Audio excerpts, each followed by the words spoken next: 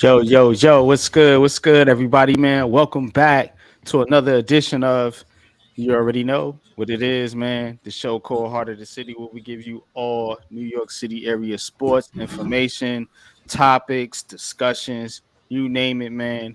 We here for the NYC area, man, and just sports in general, you know what I'm saying? Because that's what we do. Unpopular Opinion Sports channel over here, man, with Coach Ed Gladney's amazing world of sports.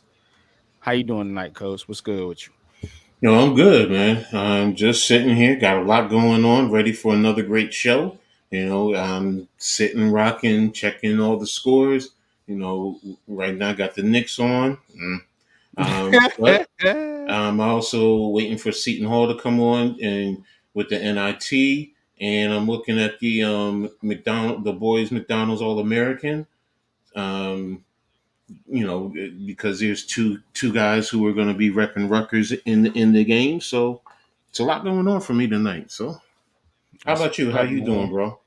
Man, I'm chilling, man. You know what I'm saying? Relaxing, man. Just hard day of work. Glad to be home. Glad to chop it up with the people, man. You know what I'm saying? Shout out to the chat. People in the chat always much love and respect to everybody that comes through, man, and shows me and Coach respect, man. Shout out to Mosley, man. What's good with you, Mosley? Peace. What's up, Mm-hmm. bro? Um, Daniel Barry, what's good? What's good with you? What's good? Rios, Mauricio, what's up, Rios? Man, that's my bro what's from good, Pick man? and Roll Yeah, Podcast. no doubt, man. I know. Yo, this Oh, this man. is strange, man. They got Ace Bailey and Ron Harper. Dylan Harper Jr. going to Rutgers playing for the West. What? All right, I'm Mm-mm. rooting for the West tonight. I'm sorry. I mean, it is what it is. Rios, you know, um, I know you're pretty happy that you're gonna get a good, nice draft pick from the Brooklyn Nets, gift wrapped to you.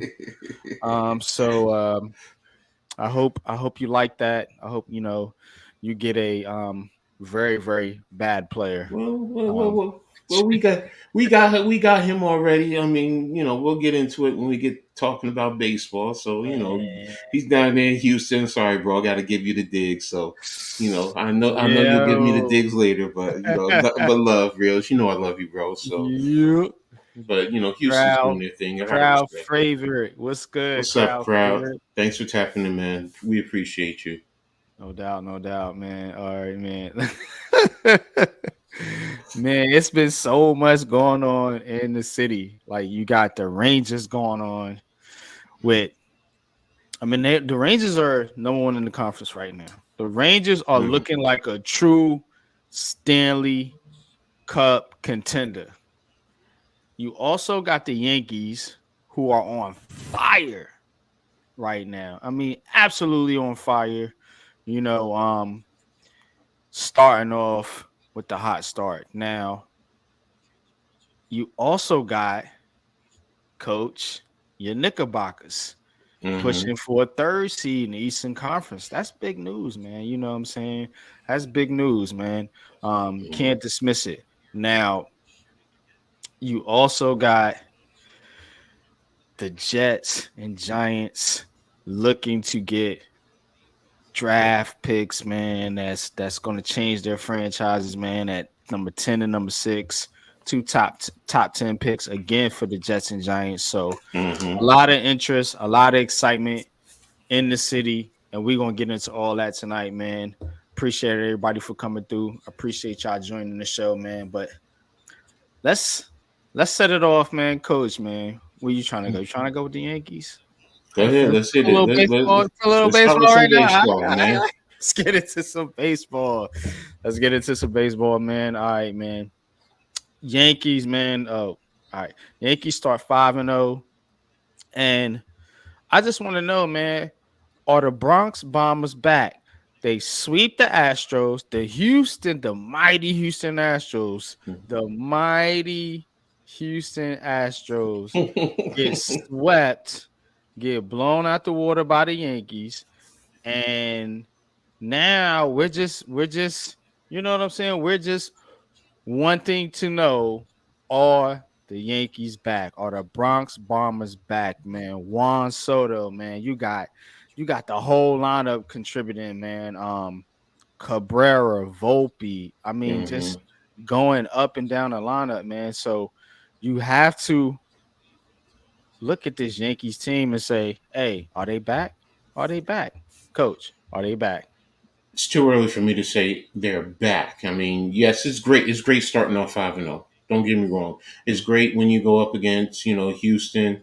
They've been a big thorn in the side of Yankees nations for these past few years. So is to say are they back?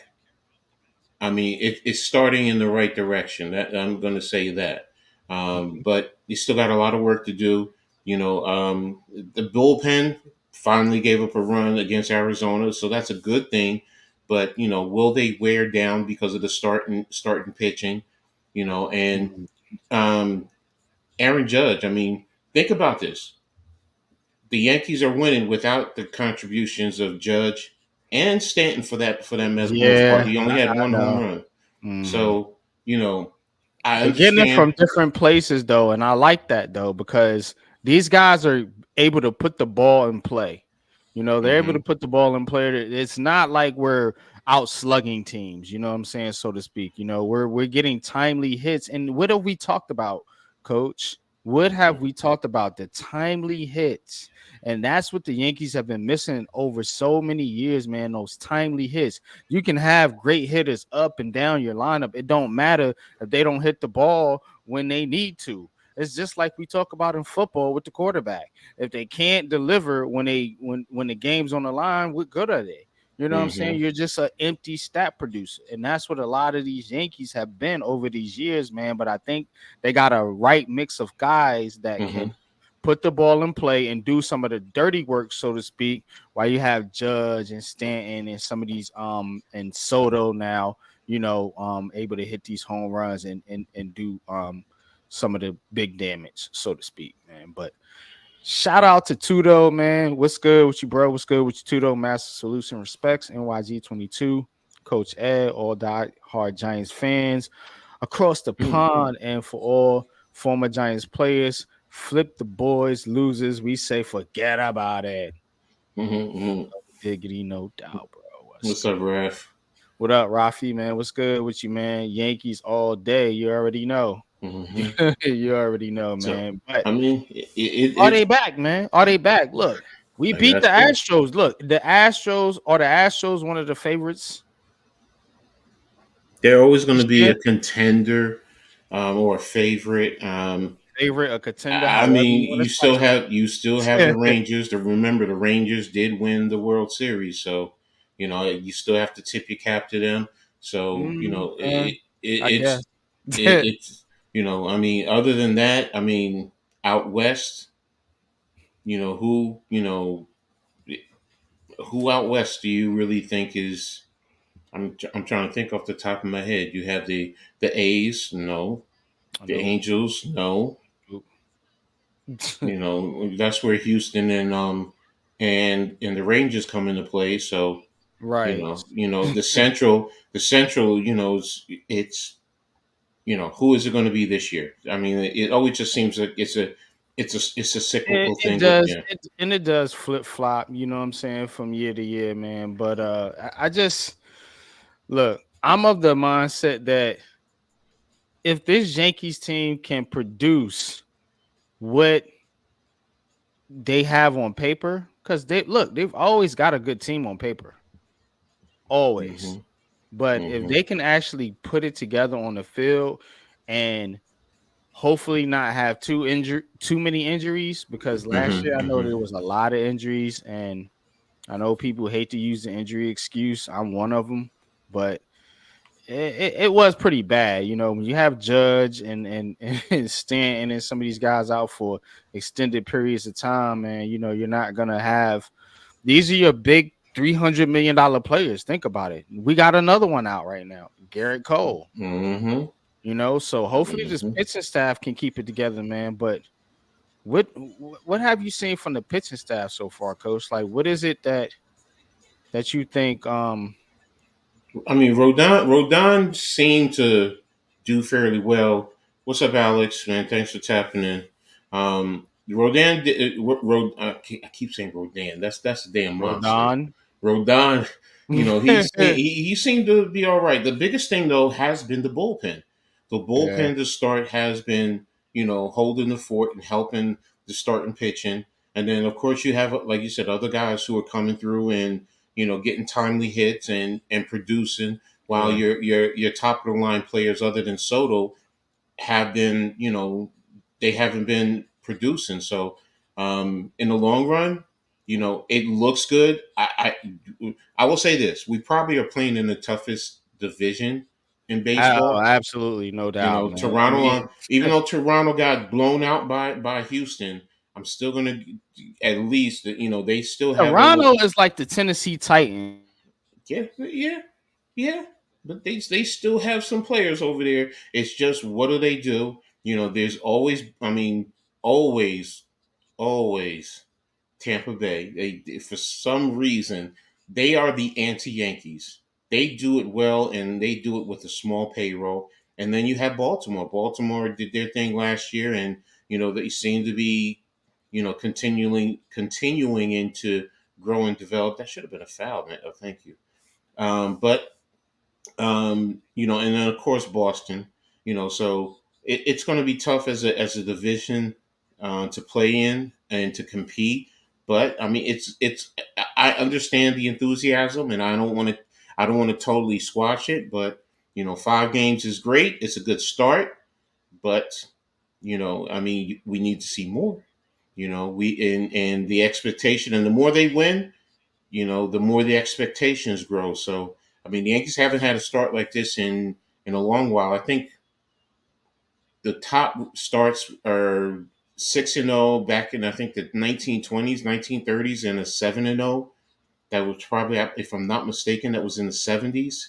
I mean, Alex probably would know better than me, but I think I heard Michael Kay, I think, was talking about that. So, um, Mets says 2003. Okay, maybe that's when it is. But as far as the Knicks, I mean, for as far as the Yankees, yeah, it's a good start, and I'm excited, and I want to see it continue to grow. And if you can continue to take, you know, homestand, I mean, the series, then it's always going to be a good thing for the Yankees. And All right, starting I'm off the back. way, Can you hear me now? yeah, I got you. I Yeah. got you. All right. Yeah, nah, coach. You right, man. But look, man, I kind of like this Cabrera, Oswaldo Cabrera. Mm-hmm. Mm-hmm. Like this kid right here, man, is something, man. I mean, he's Mm-hmm. you know what I'm saying? I think he's really, really good, man. And not only that, but also Anthony Volpe. Volpe is somebody, man, that you really gotta pay attention to, man, that you really gotta watch for, man. He's a kid that is growing in this Yankee system, in this Yankee lineup. And hey, we still gotta be able to solidify this pitching staff, man, I think, and to ultimately get to a World Series. You know what I'm saying? Because it's not just about hitting. The hitting and all that looks good right now, but ultimately it's gonna come down to pitching and defense in the to get to the World Series. But what's your thoughts on that, man? Big fan Breezy, what's good? What's good, Mets? What up, man? Peace, everybody, man. Tap that like button. That's right, man. Hit the like button, man. Oh boy. You good over there? Yeah, I just knocked down one of my lights, so I'll go with it for a All while. right, man. Alex, But what's up? What's good? What's good with y'all? What's good? Um, but what you want to get into next, Coach? Man, let's if let's well, if we talked about the let's switch the Yankees, conversation over to mm-hmm, the gotta. MESS. I mean METS.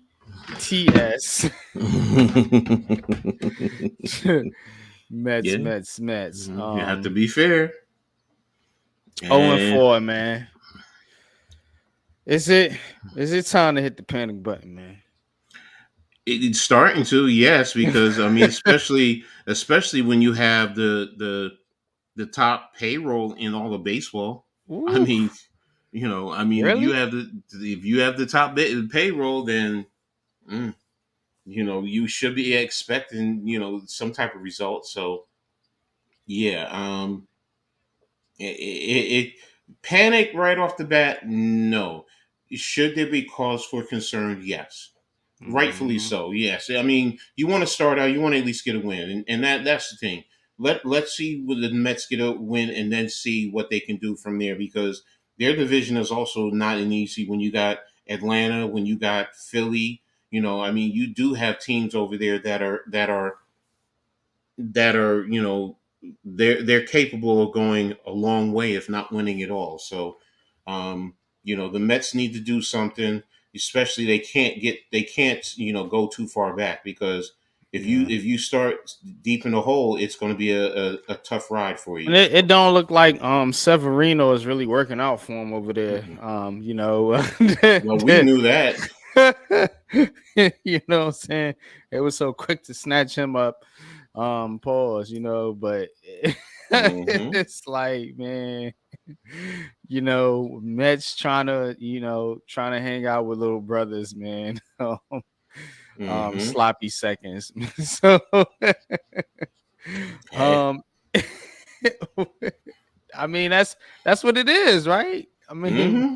what do we Hmm. talk about here? I don't even consider sloppy seconds. I mean, look, Yankees didn't want him. I mean, and that says a lot. And we need pitching. Think about that. We need Right. pitching, and we did not want him. So, you He's know, just I, he's one of your top pitchers on your team no. right now. I mean, he's to me, he's now. I don't even want to say he's a back end. You're better off probably putting him in the bullpen and Oh, letting him right be a now, long, yeah, because yeah, long he's reliever. he's bad, But like you said, Exactly. we knew that, but the Mets had Hmm. to sign him to a contract to find that out. I mean, that's pretty Exactly. Ooh, not good, Cavaliers are blowing not them out. good, not good, man. So. But Yeah, hey, that's where it is with the Mets. that's the Mets, man. We're the Mets. We're Apologize, the Mets. apologize to Jeffy T.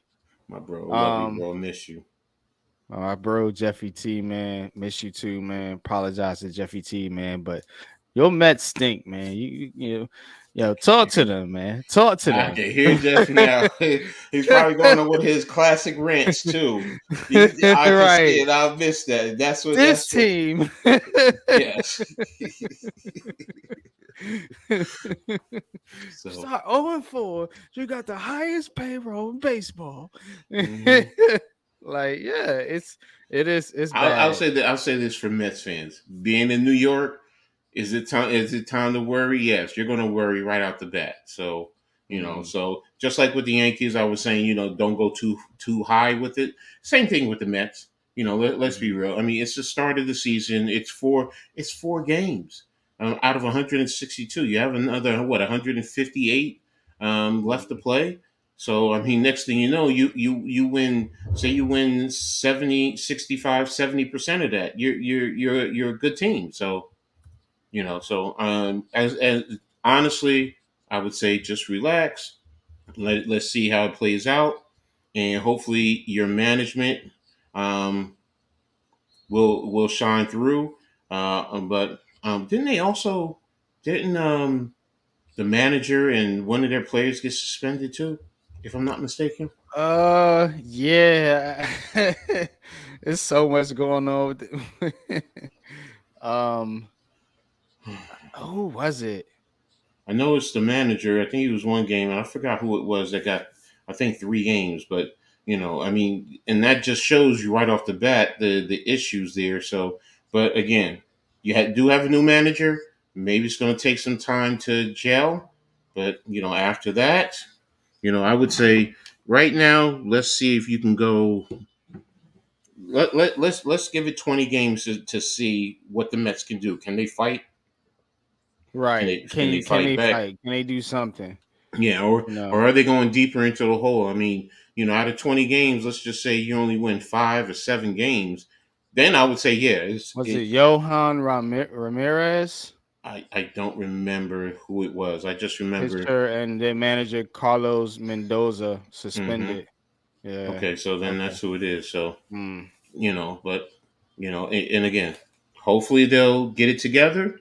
You know, because all jokes aside, you know, when in New York City, when you have two teams, you know, competing in their division, it's rocking in New York City, man.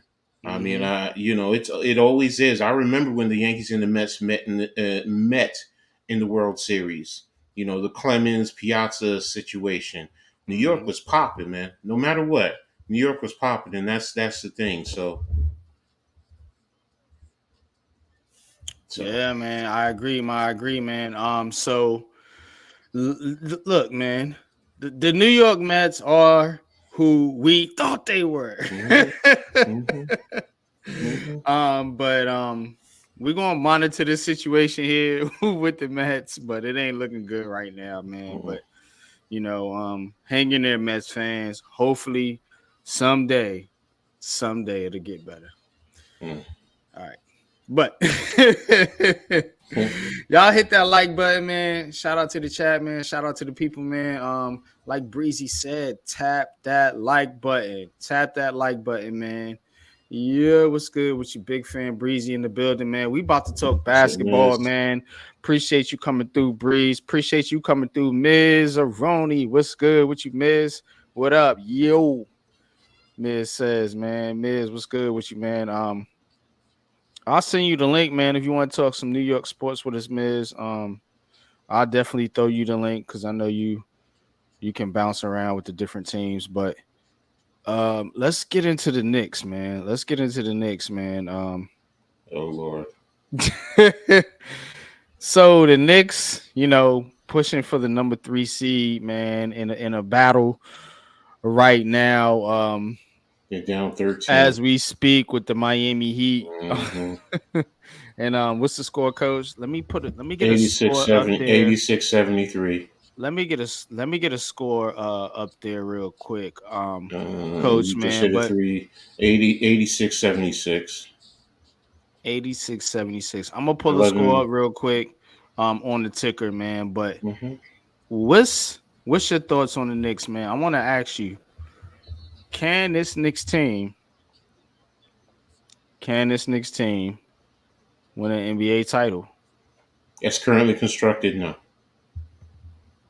It's currently constructed, no. Even when you bring back Julius Randle and OG Even Anunoby, with Julius Randle and OG, no, because I mean they're in no, fourth right now without him. no, So no. just to play devil's advocate, you know what I'm saying? They're in fourth right now without him. So even if they come back, and even if they start playing at a peak level, say mid playoffs, you know what I mean? Mm-hmm. Because that would be the timetable. You don't think they can beat a Milwaukee Bucks in the 7-game series? If they can get those guys back and they can compete with Milwaukee, can they compete with Milwaukee? Yeah, they can compete with them. But the question is going to always be the Celtics. I mean, and you're saying to You win a don't think they can beat the championship. Celtics? Mm, Not right now. I mean, because the Celtics will do the one thing that a lot of teams are going to do. They're going to blitz Brunson and get the ball out of his hands. And and then with Julius Randle in the playoffs, he needs to show up. That's the reality. Now if he can come out and show up and produce, then yes, there's a good possibility the Knicks can compete. But based on past experience, right now, and right now watching this Knicks team right now, they're tired, man. They're tired. I mean, they've been fighting, and then I commend them, and I commend Tibbs, and I love it. But in the same token, the guys who have been starting right now are playing 38 to 40 some odd minutes per game. Mm-hmm. That's a lot. That and the Bogdanovich and the Burks, they're not now. If those two were producing and helping, then I would feel a little bit more comfortable. But right now those guys are not producing at all, at Yeah. all. So and they're needed. That's the point. That's the thing. They're needed. What's If good, Iman? What's good, man? Yankees, yeah. Go ahead. if those guys could give you consistent double doubles, if Burks can give you 12 to 15 on a good night. And if Bogdanovich can give you 15 points and maybe pushing 20 on a good night, then that's a different story. But you'll get Bogdanovich will give you 20, but then the next Hmm. couple of games he's giving you single digits. Like, no, Yeah. you can't do that. And that's why the guys like Brunson, Devo, Hart, Miles McBride, they're It playing a says lot of he minutes. thinks they're a year away. Yeah. They're your way to develop, to play together, and then everybody understand their roles, and and get it together. And now if at that point in time you need to go get a superstar, now I will say that the Knicks are a superstar away from competing for a championship. I do believe that. Okay. So who is the superstar that they need? What is I this? it just really depends because it has to be a consistent scorer. I know everyone's going to say Donovan Mitchell. Okay. Yeah. It always goes back Okay. to Mitchell, doesn't it? But right now, if you really look at the landscape of the league, who else is out there? And don't tell me trade for Zion Williamson, because to me Zion Williamson is almost I'd rather Julius Randle right now. Yeah, Zion can I give you don't some know things, what the but problem is with Knicks fans with Julius Randle. Look, man, you need a player like Julius Randle because you need a player that's basically a dog. You know what I mean? Like he's going to toughen up. He's going to get in the face of fans, in the face of other players, refs. Like he's gonna play that type of game where he can match energy with some of these superstars. You know what I'm saying? When he's on mhm, his game, you know what I'm saying? That's important. But what the Knicks have to figure out is the balance between him and Jalen Brunson when they're on the court mhm. together. You know what I'm saying? They have to figure out that balance. Like, okay, is it going to be Brunson or is it going to be Randall or but it's between Brunson and Randall to figure that out. Like, all right, we got to get that chemistry in the playoffs to where we can say, all right, I'm going to give it to you for this game winning shot right here, Brunson. You know what I'm saying? Because I know you got the matchup that you can beat your guy instead of Randall saying, okay, I want this shot or give me this shot. You Mhm. know what I'm saying? Like they got to balance that out. And I think if they do, I think they might have a shot, to at least make some noise. I mean, am I going to go out on the limb and say they're going to win the NBA title? No, I'm not. Because the Western Conference is crazy right now. You know what I'm saying? Even if they get past the Celtics. You know Mhm. what I'm Mhm. saying? I mean, you're facing Denver, you're facing the Timberwolves or But that's why a the superstar is definitely needed. whoever. Someone. Now, I will say, if you had a Donovan Mitchell, number one, that changes how teams defend. OKC. I mean, It changes how teams defend the Knicks, because right now, what are teams doing? They're really trying to double Brunson. They understand and know what he is. But right now, you don't have a consistent threat out there with him. But if you had a Donovan Mitchell, then you could talk, and you could see how things develop. And yes, you're right. The two of them both ball dominant for the most part. But to Mhm. Mitchell's credit, he is playing with whatchamacallit in Cleveland, so it's not like he can't do it. He can Yeah, do it. but then So, you're gonna have Mitchell, Randall, and Brunson. Brunson, yeah, but that's what you need, bro. So you think that's gonna work? That can work, yes. You think that could work? Yes, that So could definitely work. let me ask you this: who's taking the last shot of the game? Donovan Mitchell in clutch moments. Yeah. It could be either one. It could be him or Brunson. It really doesn't matter. Whoever has a hot streak, but Brunson will always make the right read. That's the one thing you have to admit with him. He doesn't Mhm. have to always go for And large. see, coach, this is what Julius Randle has to be able, as a veteran, to be able to take a step back. Kind of like Amari did with Carmelo. Hmm. They were two superstars, but you see Amari kind of took a little bit of a back step a little bit when they did get to play together. And that's kind of what Randall needs to do here with Brunson.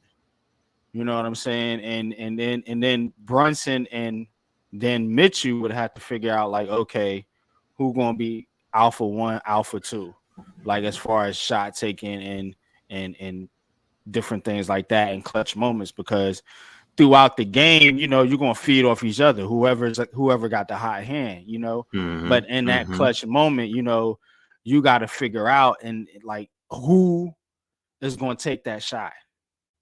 Because a lot of people already know on certain teams, you already know who's gonna take the shot. It's gonna be Steph, LeBron, or whoever, Durant, or whoever else. You know what I'm saying? But like with this Knicks team, they have to find that balance. So Mm-hmm. when Randall comes back, and if they do go out and get Donovan Mitchell, which I don't even know what to think about the Nets right now. So I'm not even gonna go out and say that the Nets should even You don't have pursue anything. anybody because Yeah, they don't. you. They Go ahead. I'm sorry. what you was gonna say?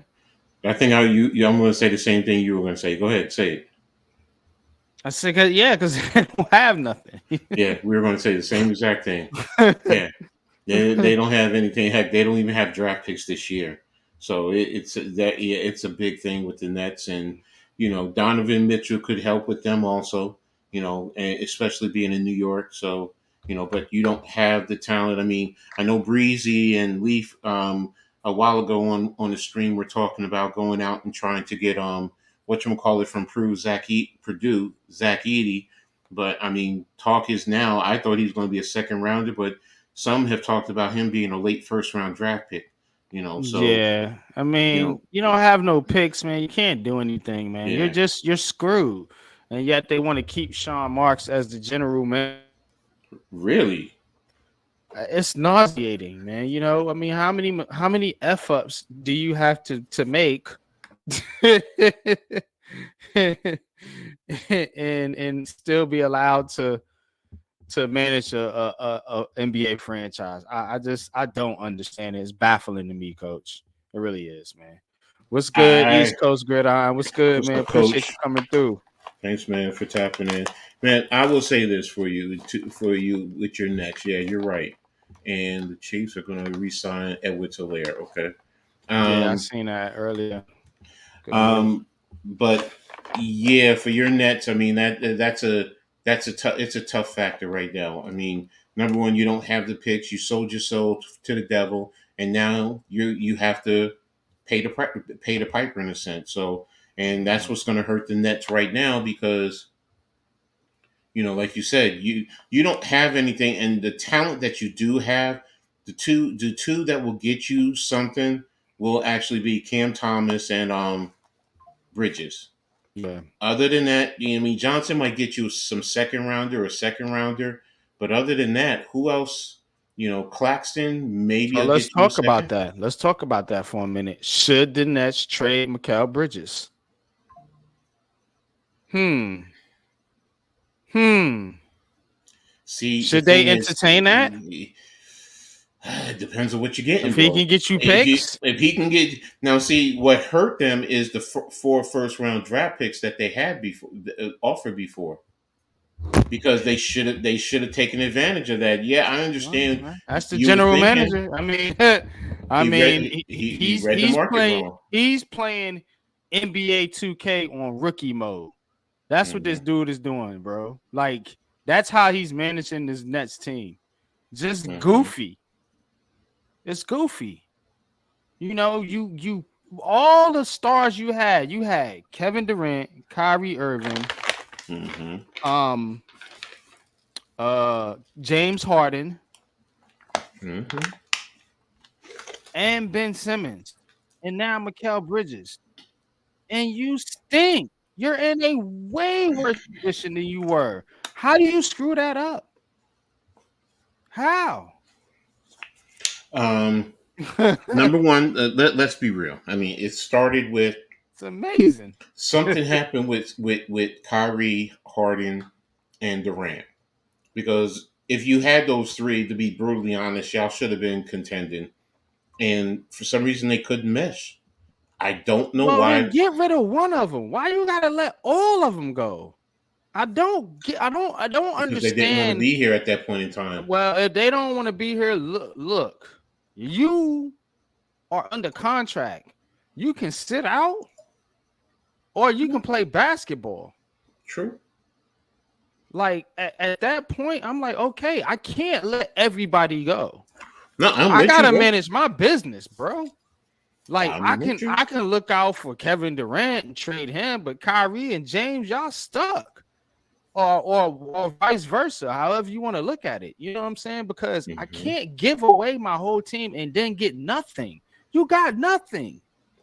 We sit here talking about trading Mikal Bridges. He's the best player you got in all of those trades.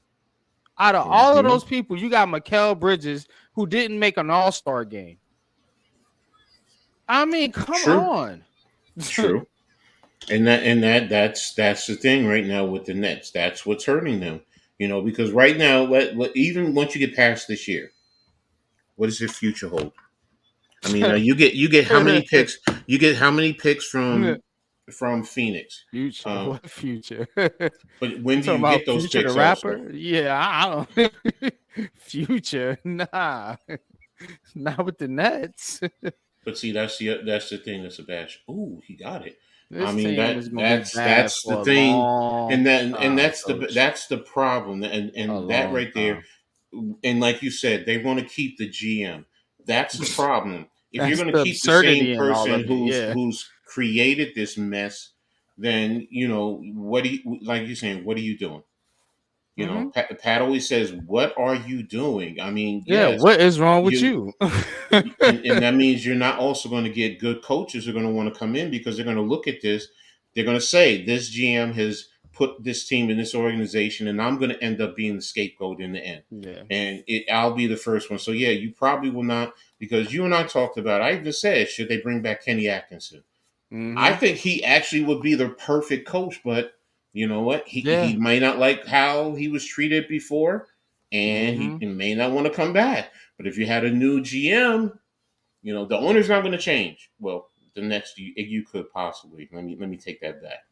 But man, but don't get me started on the owner, man. But just you think I'm tough on John Mara? Like this side, like you know, you're not trying to win, man. Exactly, and that's the thing. I mean, Joe Tsai is also a business person.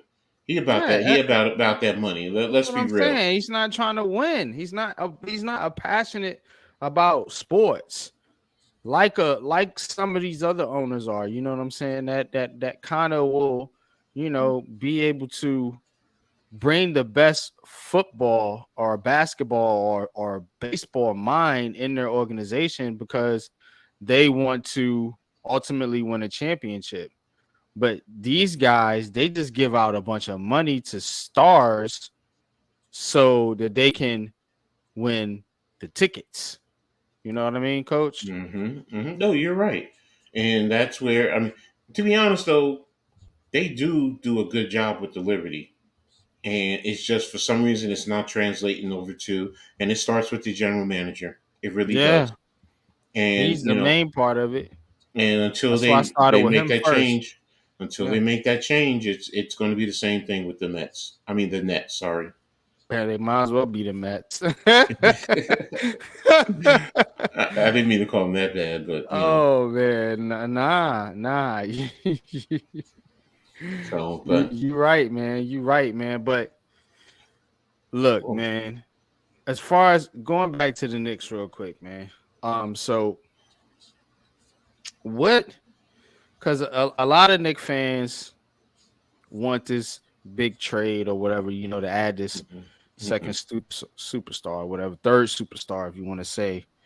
They already have two. So, where do you think they could possibly make a trade? I know there was a lot of people saying Bridges. I don't think the Nets, well, maybe this current Nets regime, but the Nets as a historical organization would never do business like that with the Knicks. But Where do you think that the Nets, I mean that the Knicks could possibly go out and get this other star if it's not I'd have to really the look at right now. The Knicks are brought it back, and they're down by 2, 92-90 with a little under about 4:45 left in the game.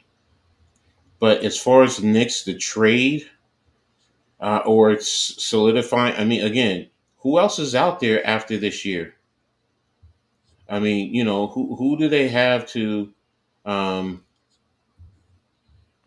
so what is that 24 second? Yes, 24 second. I mean, because the only one I know of everyone talks about is Donovan Mitchell, and I'm sitting here, I'm trying to go through the landscape. I mean, yeah, technically LeBron will be a free agent, that's but the one right there, ain't it, coach? yeah, I know. LeBron James. No, that's all right. That's all right. no, no, No, no, no to because no to well, LeBron. I mean, let's be fair. LeBron is not going to dictate. He's going to be the face. Can you hit it? Can you hit it? The game is tied. Okay. I mean, he does bring something of value to the team. I mean, I'm not going to sit here and say he's not, but I mean, am I going to trade for him? No. But in a free agent, and what is he going to want in terms of money? You let him score open three. Come on, man. What's he going to want in money? Now, if he's going to come in and take a reasonable price, then okay, take a flyer at him. Go ahead and take a flyer. But if he's going to want $50 million, close to $60 million, personally speaking, nah, bro, No, no, pass, no, huh? no. But if you're talking, okay, 15, $20 million, maybe 25, okay, okay, I could see that. Um, oh my gosh, oh my Wait. gosh, foul, a 3-point shooter. I'm about to turn this game off before I really get pissed off. Nah, don't do that.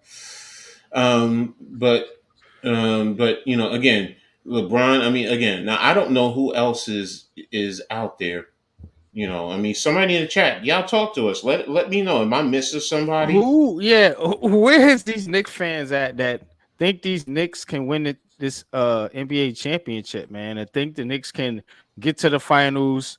Um, you talking about your Knicks and like where's the confidence Let me level at let right me now? let me, let me look Where's at the it. confidence level at right now?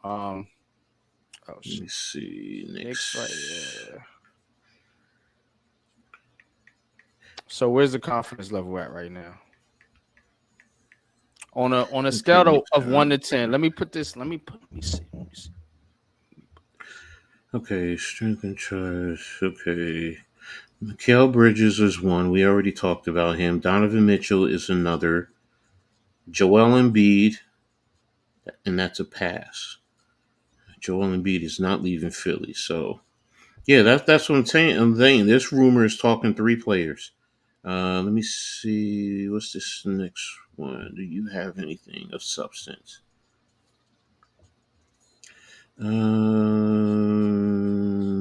Hoop rumors.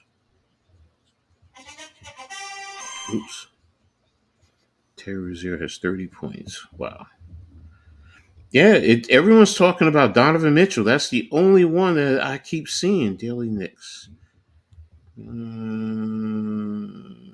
What if it doesn't work out in Dallas? Same Would you thing. trade for Luka?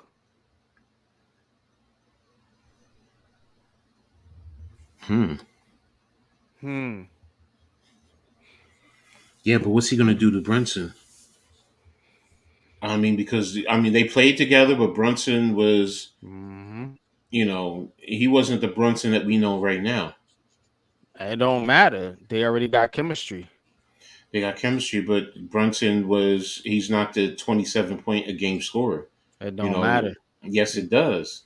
But look, this what matters. If they have a basketball relationship, then they can work that out on the court. But We've seen the other Mavs stars are do it. the man. Yes, you're right. We've Yes, you're seen right. Wade and LeBron do it. But That's you have to the most recent example. you have to reconstruct this whole team to fit Luca. Look at Dallas. This team, the Knicks are more of a defensive minded team. Brunson fits that, and he's not the greatest one-on-one Yeah, defensive that's a player. good point. That's a good point. Luca is not that, and Luca is Donovan Mitchell, an outstanding defender. Cleveland is a good defensive team. You can't, yeah, so he plays defense. I guess. I guess you make a good point there. But I So, think if you can get a star like Luca, and don't get me wrong, I'm not look, shitting on I Luca. think No, I'm saying yeah. to me, you have to really. I mean, where does Josh Hart fit in a situation like that? Because he's more of a glue guy. I mean, you need guys who spread the court. I mean, look at him. You got even Kyrie. Kyrie is good from 3 points. Tim Hardaway Jr. I mean, they spread the floor for Luca. Give him the pick and roll. Let him attack and kick to the open guys, or take it. Brunson can hit the three. Okay, you have DiVincenzo, so you have a couple of guys. But in the same token, their team is totally different, and that takes away a lot of your defensive, powers that you have with your team. So, is Luca an elite scorer? Yes, he could change the whole dynamics, but this whole team changes, and to get a Luca, I mean, you're giving away. I mean, who are you giving away? First of all, I mean McBride. You're probably going to have to give away Josh Hart. Yeah, Or a you're DiVincenzo. gonna have to give away some talent. So, and then if you're going to keep now, if you have OG is a 3 point shooter. So, I mean, it could, thinking about it here, talking it through, yeah, Hmm. it's a possibility. I mean, Man, I would try to it go that route. just it changes just the whole defensive complexity that Tiv wants to play. What So about let's an see. older player like Paul George? No, No one okay no, that. no, no, no, That's no, no. no. I'll go all in on Luca in a heartbeat. Yeah, I mean, I'll even go after Bridges. I'll even go to say, yo, go, do whatever you got to do to get me what you call it out of Philly, something. But nah, Chris Paul, nah, he's not gonna give me anything. Nah, I said Paul George. Oh, I think you said Chris Paul. I'm sorry. No. Eh, Paul George. he's too injury prone though. A lot of them are. Players get He's hurt now. way too injury prone for We don't me. have an Iron Man like we did back in the 70s and 80s and 90s no more, coach. Yeah, Yeah. true. These It's players, just they I get mean, hurt. he goes out half the damn season almost every time now. So, Yeah, he does get hurt a little more than others. I will say that. now it depends on what you're trying to give up, and what is he asking for money? I You don't know, I know, but mean, I think he could kind of take a back seat and kind of play, that third Derry row. I think you guys probably need like a maybe like a third ish kind of guy. If you let and Brunson be your one and Randall's your two. but now if you go get him, what do you are you keeping OG?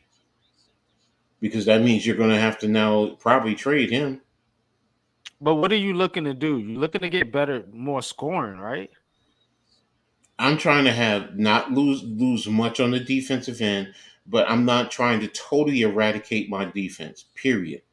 So that Right. that's number one. So number two, I want to get adequate scoring that helps, and in those closing moments, they assist in the scoring, and you can at least, you know what, if they have to take a shot, they're at least gonna be. They're not gonna shoot you an air ball. They're gonna at least give you a good Paul look. George, yeah. But now to get Paul George, what I'm saying is you go down the list of the Knicks of who you're gonna have to get rid of to get him, because he and OG are playing the same position. Unless you want to say OG is going to play or Paul George are going to play the guard, the off guard.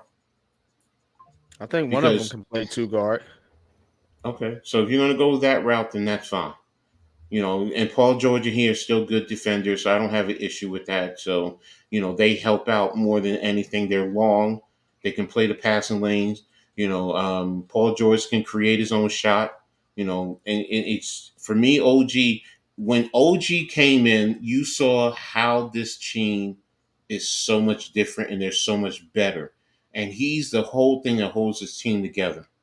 He really is. He's an upgrade over Josh Hart. He really is. He's consistent with his 3-point shooting.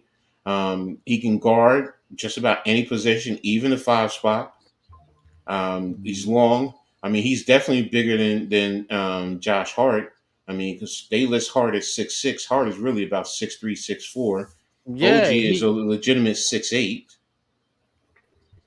that's what I'm saying. You need more of like a bigger pause type guard. Yeah. You know Right what I now, most mean? of the So guards on that's the what Paul George would be. That's what Luca would be. That's what Donovan Mitchell. You know what I'm saying? Could come in and be. Well, he's not. well, You know, Donovan Mitchell is the same size as yeah. Brunson. He's not. He's not a bigger guard though. So that's what I'm saying. I think you need a bigger guard, like you said, because you kind of small at the guard spot. Yeah, no, I agree with you. I mean, between Brunson, DiVincenzo, and Deuce Yeah, McBride, guards even is Josh little. Hart, yeah, we're small. So yeah, you need guys with long arms and who can play, who can sustain on the defensive end. Yep. So they're not going to win. So What you got on the score? it's 104-99, 40 seconds left in the game. Miami with the ball rotating, 3 seconds on the shot clock, and they just hit a 3-pointer. So they're up 8 with 34, 33 seconds in counting. Oh, yeah, it's over. It's over. And So they just Brunson missed a shot right at the net. Mm. And here's the finishing dunk. 17 seconds. They're up 10 points. And Seton Hall is up 10 points on Georgia. yeah, man. But coach, that's what I'm saying with the Knicks, man. I think they need True. they need a little more size in the backcourt. You know what I mean? So now I agree with you there. They definitely do. They need some consistent length. So, but hey, they also need some scoring too. So they need some consistent scoring. Deuce McBride, yeah, he'll give you those 1 games, but every game, no. Josh Hart is not going to be a scorer. Devo, I mean, he's having a career high, averaging 15 points a game. But he's an off guy. He's an off the ball guy. He's somebody who, what, let him space the floor and help you in that regard. But other than that, he's good off the bench. I mean, he can play off the bench or he can start for you. So I'm fine with keeping him. But yeah, we definitely need it. Paul George, like you said, yeah, it just depends on how much money he wants or what do you got to give up. If it's just draft picks, okay, I ain't got no issues with that. yeah. But if it's draft picks, young players, and you're gonna pay this guy, I mean, we don't have enough young players except for Deuce McBride, unless you say Jericho Sims. Really, we don't have the young players, so Y'all don't. no. And plus, don't forget we have to re-sign OG right now. He's a free agent after this year, so Mm-hmm. I mean, but we knew that going in, you were going to have to re-sign him, so. Yeah. So I mean, there's no big issue with there, and the Knicks lost by 10. So Yeah. So tonight you had DiVincenzo had a pretty decent game. yeah, He had 31, 4 rebounds, 4 assists, 4 steals, also 4 turnovers. But Brunson had 20, 10 assists. McBride had 24. And that's then what I'm looking for. Bogdanovic at 16 and 5 rebounds.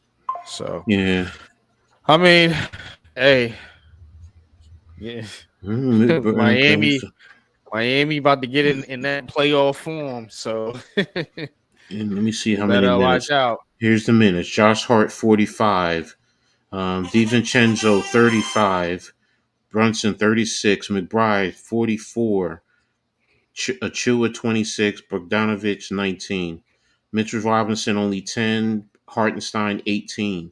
So you went with a smaller lineup for the most part in this game. So Alex Mhm. Burks 3 minutes.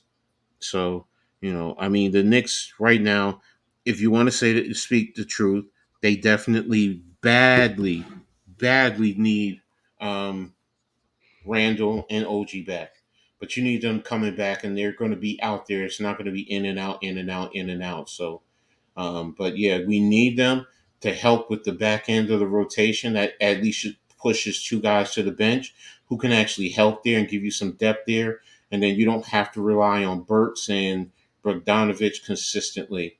They can just come in and give you a little help here or there. I mean, you really don't even use Shakes Milton. So, Yeah. and the Yankees are down 3-0 to the Diamondbacks at the end of the first. So, Well, but I mean, Yankees bound to lose one, man, but I don't care, man. I'm happy as a Yankees fan. You know what I'm saying? Because I know, hey, look, hopefully this is the change that we needed, man. Soto has been a blessing.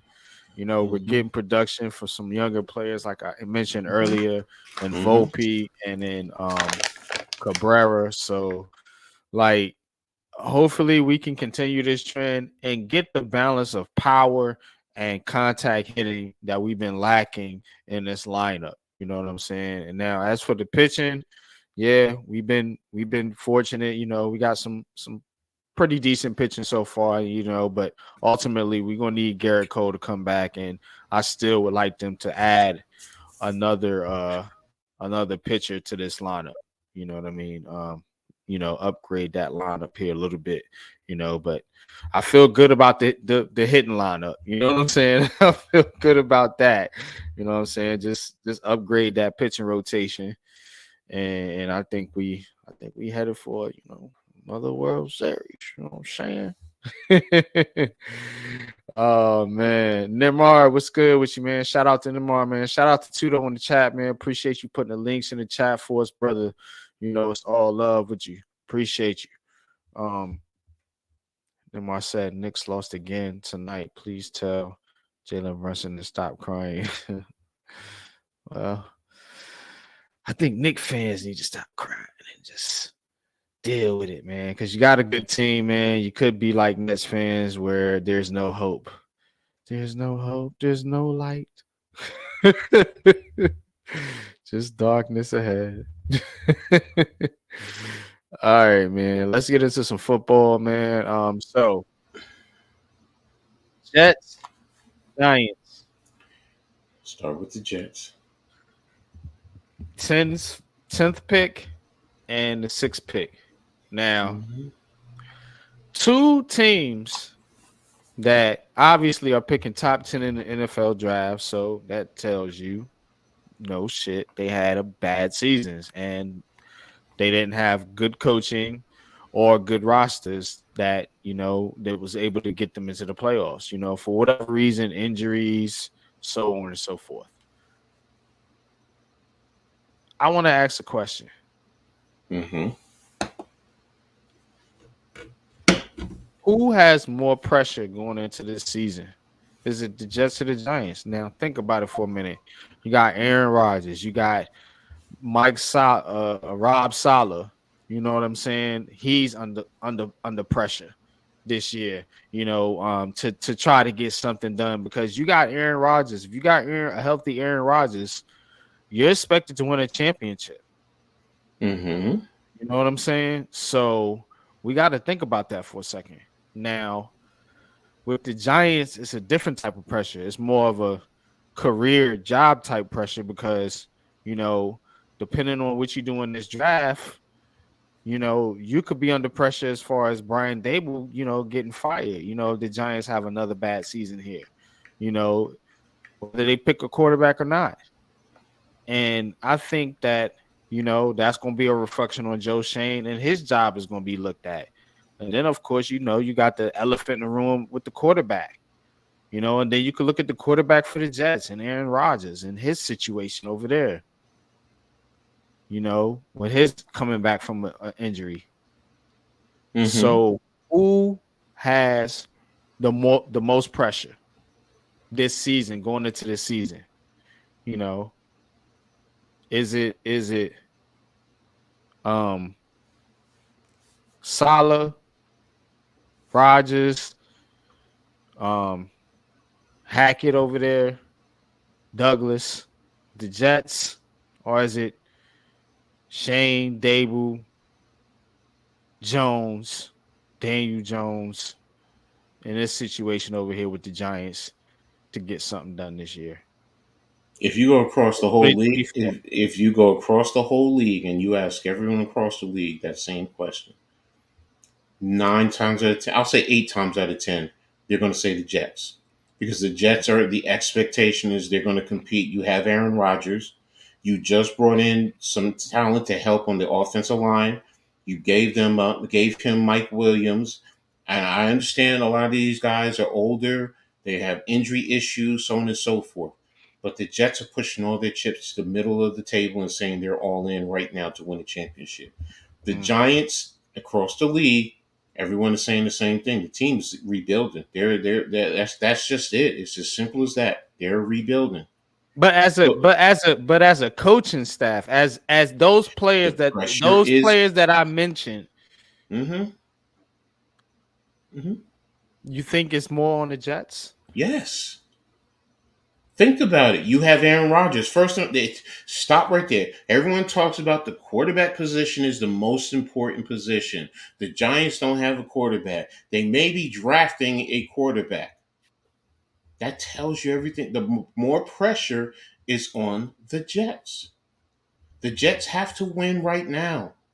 The Giants, for everything that you're talking about, and see, we're looking at it from Giants fans. That's why I said if you go across the league, I'm taking it out of the Giants emotion. I'm taking Giants emotion. If you're asking Giants fans, yes, they're going to say it's on the Giants. Yeah. I understand why, but let's be honest and take the emotion out of it. And if you look at you talked about the players. Mm-hmm. You have Aaron Rodgers. Matter of fact, you're pretty much letting this man dictate what you're doing within that organization. They can say that he's not, but yes, they are. They're asking him. They're getting his insight. And they're letting that have some influence on their decisions. So you're putting your career in a quarterback's hands right now in terms of making decisions. You're not making those decisions and then letting the players have to adjust. It's whatever the player says. It's going to be based off of that. You're bringing in older guys, but you're attacking their offensive line. For the most part, if these guys stay healthy, they have 2 good tackles there, and that was one of their biggest issues last year. It was the tackle. The New York Giants coach, and this team, they have a tremendous amount of pressure to get this number 6 pick right in this NFL draft. Mm-hmm. Are you talking about the pressure to make the right draft, or the pressure to win? No, I'm leading up to that. Look, okay. that is going to dictate what fate they have going forward. You know what I'm saying? Because the number 6, if you're talking 1 year, because you're literally saying based off of 1 year, if they don't get this draft pick, if Evan Neal doesn't improve, that's a miss. And then if you look, if you're allowed to take another draft pick, okay, and if you take a quarterback, now you might say that might give Joe Schoen a little leeway, but what does it do for Brian Dable? But you're basing it off of 1 year. If they don't do anything this year, if they win 3 games or 4 games this year, does he get fired? It depends on what's happening See in the what I'm organ. If saying? it's chaos, but I think see, it's pressure on. I think it's pressure. okay, it's not. I'm not saying there isn't pressure on on Shane and Dable, but you said who has more pressure? Mm-hmm. It's the Jets. Okay. How can okay, so you're basically saying, well, they have to get the draft pick right. And then if they win only 3 or 4 games, then they're out of here. Yeah, okay, fine. I get that point, but then what does that leave the Jets? Oh, the Jets, if they win 8 games, you don't think there's not going to be pressure on them either? The more pressure is on the Jets because they're built to try and compete to win to get in the playoffs. First of all, the Giants are not built to get now. If they get there is another thing, but they're not built right now. They're building right now to build something up to it down the road. But Mm. right now, the pressure's on the Jets because you have Aaron Rodgers. Aaron Rodgers is 40 years old, 41 years old. You got to do something with that. You look at the amount of money that he's eating up. People talk about Daniel Jones, Yeah, but this he, this man is sucking the he life out like of that eating organization. like a fat rat over there. Yeah, so that's what I'm saying. You brought in Mike Williams, even though it's 1 year. Think about that. You're Wow. bringing in guys who are just short term players. So you're saying, as far as the Jets, you're trying to get into the playoffs and make some noise. And if you don't do that, I really think that Rodgers, is probably they're going to do something if they can get out of his contract, or they can eat a certain amount, or maybe they end up just taking the Russell Williams way of going about it and just say, you know what, we're cutting all our ties and we're going, and then that means everyone is gone. Mhm. That means your head coach, all your coordinators, your front office, everyone is gone. More pressure is on the Jets. The Giants have pressure to get the draft pick right. Yes, I agree with you, Yeah. but you're not going to sit here and say you get the draft pick and it's going to hit in 1 year. If you're Nah, I expecting don't. I C.J. don't know if they Stroud have. I don't know if they have more. I don't. See what I'm saying. I feel like they have to have some type of success in 2024. I with the feel like they draft do. pick, but I'm No, saying as the a draft pick. team, Okay, but what do you consider some type of success? that's something we could talk about. You know what I'm Well, saying? you're Because saying you're saying that because your point is the Giants have the more pressure. That's what you're mhm. hitting me with. So you said they have to have some Yeah, success. I'm They just have playing. I'm what do you playing. I'm playing. Devil's devil's advocate a advocate? little I know bit. what you're doing, You know what I but mean? But if you're going there, what do you consider success? so, would you want to see some improvement? Would you want more than 6 wins? I want to see a functional, not as dysfunctional organization that's behind the scenes. I want to see players going out there competing. Look, if guys are just getting beat because you know what, the other team is better than them physically, I'm sorry, most fans can't live with that. But as coaches, we accept that more Yeah, than I mental don't. I mistakes. don't mind that. I'm with you on that. I So don't. so Yeah, so if I get another 6 wins or 7 wins, but they're in there every game, they're not getting their yeah. asses kicked to them. Yeah, They're I'm with you. fighting. It's when it looks goofy, is you know what I'm saying? Exactly, Is what it pissed me off. That's what pissed me off last season. It just looks stupid out there. You know what I'm saying? It don't look functional. and that's what it boils down to. That's why I say the Giants have that leeway where if they have 7 wins, but they look like they're competing, I guarantee you, most Giants fans are most. I'm not saying everyone, but Yeah. most are going to be like, okay, well, we're building towards the future. You're getting good coaching. The offensive line is going out there for the most part, and they're producing. Then you're going to be like, okay, I'm cool. I'm cool. I just want to see some more from this team. What do we do next year in the draft? And that tells you you're building an organization. The Jets, for that matter, if they don't get in the playoffs, I really think everyone is going for the most part. I personally do. I've heard other people say no, they can't because of Rodgers' contract. So that Hmm. allows them to sit and stay. But let me tell you something right now. If the Jets get 6 wins, you don't think that they're going to say, you know what, we'll just eat the contract right now for 1 year, and then we'll just I build. don't And know. Is that a thing right now? That teams just want to, eat a bunch of dead money? no, they don't want to do that. But look what the Because that's Broncos what just people did. want the Giants to do. They No, want I they get want the that. Giants to eat Daniel Jones's contract, and Yes, I'm like, yes. ew, no, fuck, what are you But talking but the about? thing about it is, right now you have a precedent already set. So, do teams want to do it? No. But Just now because they're of not the Russell afraid. Wilson But situation, that's that's the what it point. is. That's how you get out from under it.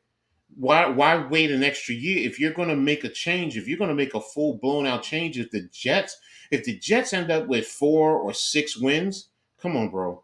You don't think that they're just going to make a whole organizational change and they're just going to cut and eat Rogers' contract and that 2025 will be the year that they hit and then they build back up from there? I do personally. And that's I why I'm don't. saying the pressure, because the whole thing stems from your question of who has more pressure. The Hmm. Jets are right now are built to compete for the playoffs. The Giants aren't. I mean, yes, they're going to try. Don't get me wrong. I'm not saying that, but right now we see that this is a rebuilding. Giants fans were emotional. We want some want Daniel Jones gone, and they just let's like you said, rip the Band-Aid off and let's just go ahead and eat it now and let's redo it and get the quarterback. And if you got a rookie quarterback, let him sit. I mean, let him play and take your lumps with it. I get all that, but that also gives you the opportunity to, what, take a deep breath. Let's go ahead and build with the young guys, see what we have, and just go. We got the offensive line set for the most part. You have a lot of 1 year contracts across the board, but as long as your key players like Burns and Thibodeau and guys like that and Hmm. Dexter, they do their job, then you can live with it. If Singleton comes out and he gives you, let's just say Singletary. Singletary, I'm sorry, he gives you, let's just say he gives you 800 yards rushing and 10 touchdowns. You're not going to say you're not going to be happy with that. It's not what Saquon would have gave you, but I it's think he still a can do that. productive. I think he can do that pretty easily, especially if these But guys that's block on the and line. that's the point. So the whole thing stems from the offensive line, and Easily, if you yeah. He have, could probably get 1,200 yards well, I'm if not they going to run go the there. football. But Brian Dable don't really like to run the football, so If um, you if you're effective in the run game and it gives him the RPO and the play action, that's really all he wants. So yeah. it just comes down to the quarterback. What are you doing with the number 6 draft pick? Are you getting a receiver or are you going for a quarterback?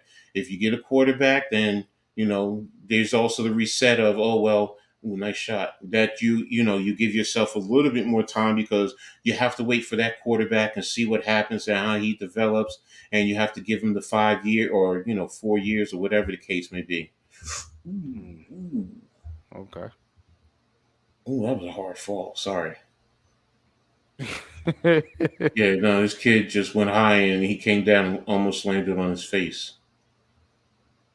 Yeah, man. So, So but that's how I see it in terms of the pressure. There's pressure on the Giants, and I'm taking my Giants emotion out of this, and I'm looking at the two organizations where they are. The Jets are ahead of the organization in terms of overall talent. They're going to have an elite defense. They're going to have some type of skilled wide receivers. They have a good running back. mm, The whole question, if Rodgers, for his age, he's still a good quarterback. So everything stems to their offensive line. If their offensive line gels and they can go out there and produce, and they can open up the holes for Brees Hall to run, and they can give Rodgers time to sit back there and pass, with that defense, you can't see them competing in the AFC. So the pressure's on them, bro. yeah, I guess. I mean, you know what I'm saying. I'm trying to make an argument for the Giants, but it I know what it you're doing, bro. but I do think there's some pressure on Dable and Shane. And Yes, let's yes. talk So about this 6 overall pick, man, because I think I think they have to get this right, man, one way or yeah, the other. You know what I'm saying? This has to be a knockout the park. It can't be we can't have no doubts about it like we got with Evan Neal. Like it's got to be a surefire. We know this kid's Knock gonna it be a out the stud. box. Knock it out the box. None of these kids will knock it out the box for me. I'm sorry. Even my favorite quarterback, Michael Penix, none of them are knock it out the box. I don't care from the top down.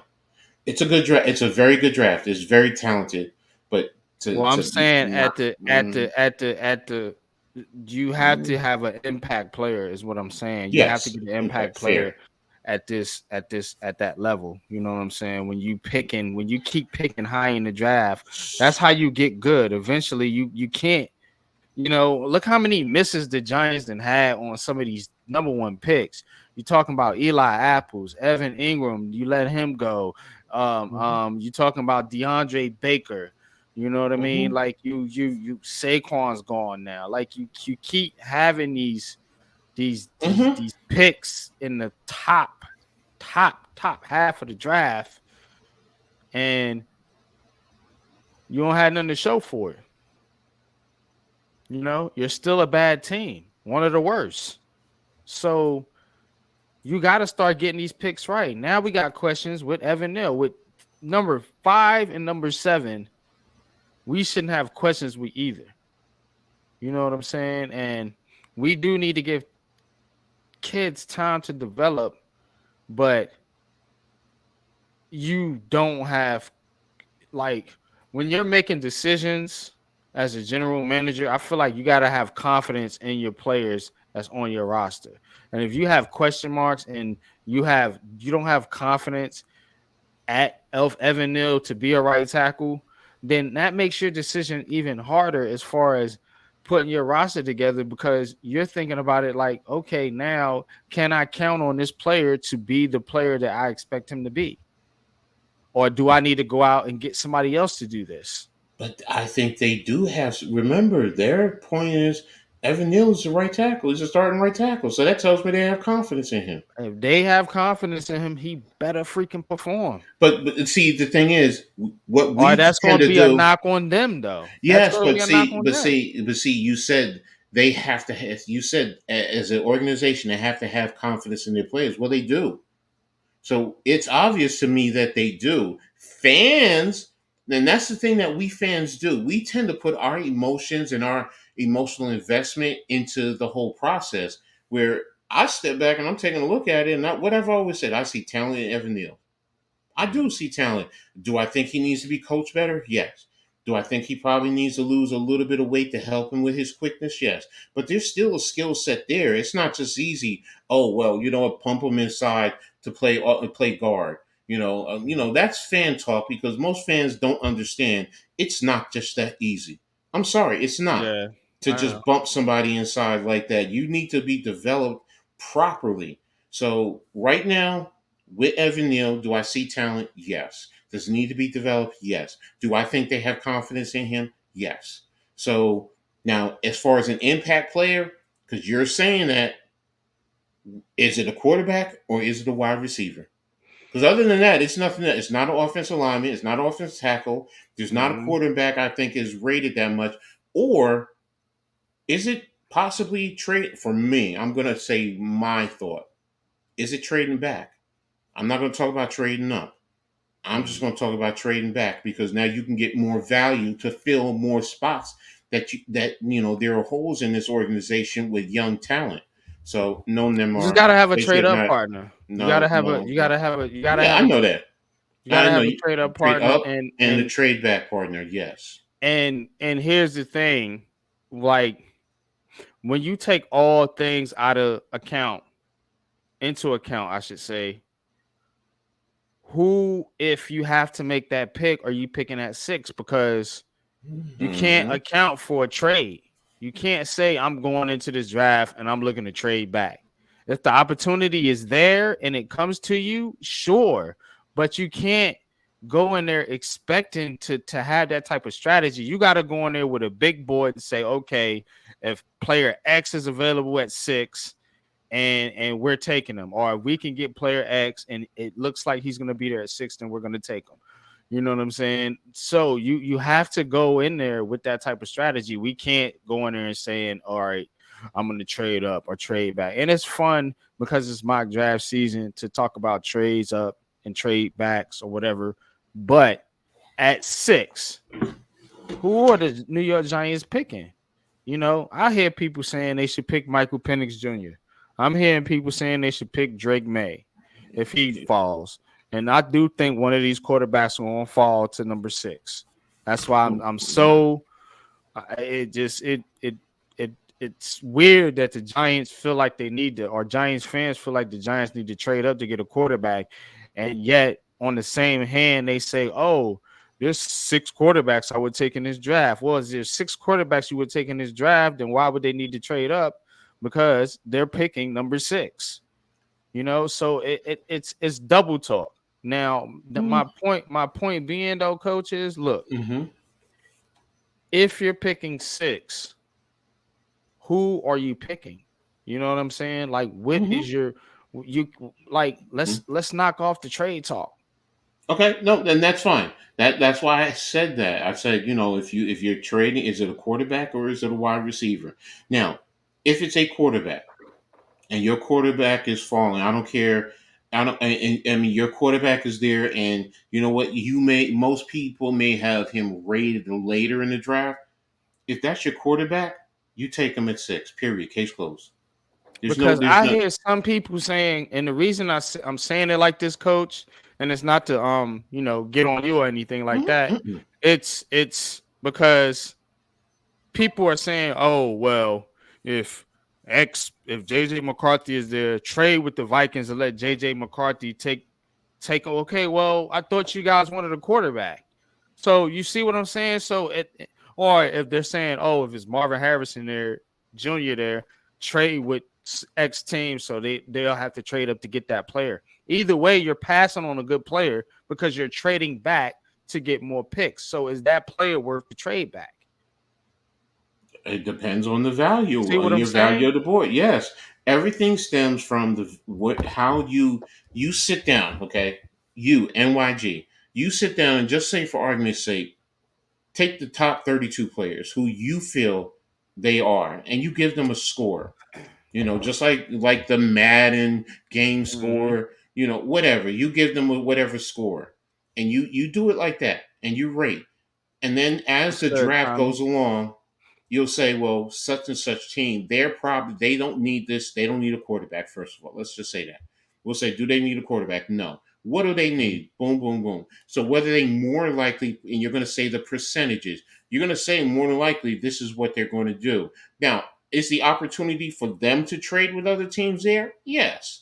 But for this argument's sake, this discussion, there's no trades involved. So if we're looking at what these teams have and where the players line up, you're going to know, okay, these are the top 6 players, maybe even the top 7. Because maybe such and such team surprise you and they take such and such, and another player drops down. So that's really how it boils down to. Now, if Mm-hmm. you say these are the top 3 players for me, and the fourth best player is 30 points below them, then it goes into, well, then sometimes it may be, is trading back well worth it? Yes. So Tommy right here puts a good comment up. Says Hmm. trade back and pray a QB falls to 6. We trade back for a King's ransom, load up with the team, and see. This is what I'm looking for. What is your strategy? Is your strategy to get a quarterback? Because if your strategy is to get a quarterback, you might be looking to trade up. I think if your strategy is to build your team out, you might be looking to trade back. So that's the battle here between some of these Giants fans. Is some fans want to build a team, which I am in favor of. You know what I'm saying? And some Hmm. fans want to give up assets to get a quarterback, which I am not in favor of giving up assets, but Hmm. I don't, I would like to have a quarterback. I'm not hating on that idea, you know what I'm saying? But I just don't want to give up assets. So that's the battle here. So it's about what philosophy best works. What philosophy is should the Giants be and should they be approaching this draft with, and what philosophy do you think they are approaching this draft with? Because we're getting mixed signals all over the place with Shane and Dabu and the beat reporters and everything throwing things out there in people's heads, you know, pause or whatever. Oh So my gosh! yeah, but that is what we're going through right now as Giants fans, man. So Exactly. want to See, try to clear some of this up. but no. See, you said something earlier, you know, because Mhm. you were talking about Giants fans. But then Mhm. again, what should the Giants do? And that's the thing that I'm trying to get you to do, and other Giants fans. Giants fans, we are emotional. We're going to be all over the place. So, guess what you need to do? Take that out of the equation. Seriously. And look at Mhm. it from a business perspective. Don't be emotional. Mhm. There are a lot of people that understand business out there in the New York or just across this country. We're too smart not to understand that.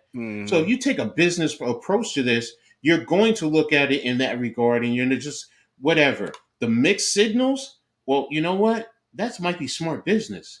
Send out mixed signals so don't nobody understand what we're doing, because Mhm. that's all I hear. Well, you know, they're reporting this and they're reporting that. Well, Yeah, because people we, want to know, but yeah, you but as Joe Shane, do you want everyone to know? Hell no. so You're you gonna. saying business. So Mhm. the Giants are what, the fourth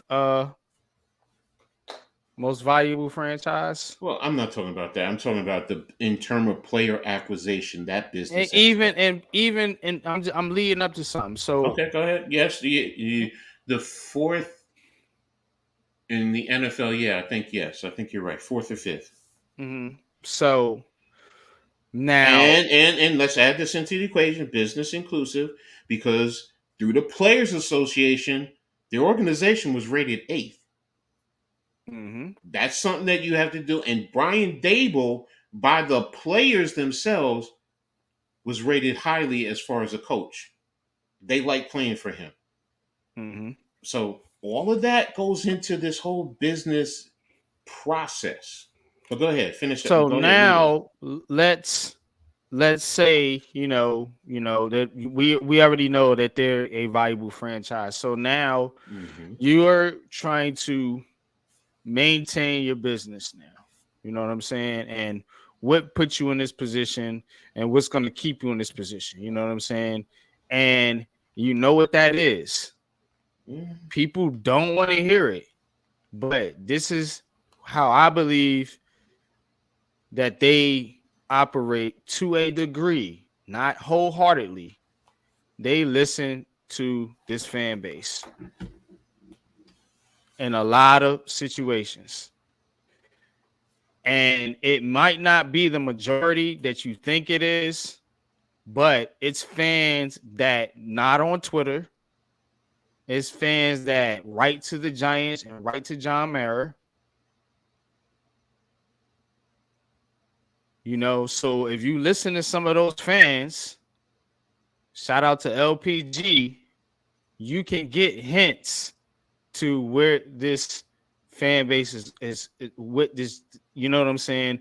To where they're leaning, because they listen to those guys and as far as input from the fan base, not the Twitter fans, not the YouTube fans, not us, unfortunately. They're listening to those Giants fans that are writing to them, that are season ticket holders, you know, and because we've heard, John Mara writing back to people in the Mm-hmm. fan base. Mm-hmm.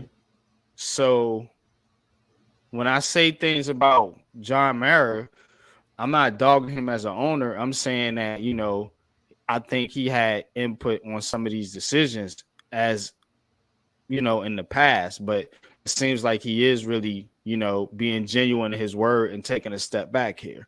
I will give him credit for that. But as an owner, he is passionate about winning. Mm-hmm. And Mm-hmm. he's going to listen to not only football minds, but the people that are paying his bills, which are the fans. Mm-hmm. That's a good business model. Mm-hmm. Am I right or wrong? No, you're right. See what I'm Listening. saying? Wait, wait, see, but see, this, Listening. this is the thing where, and this is what I'm trying to get at, and it's not just the Twitter space.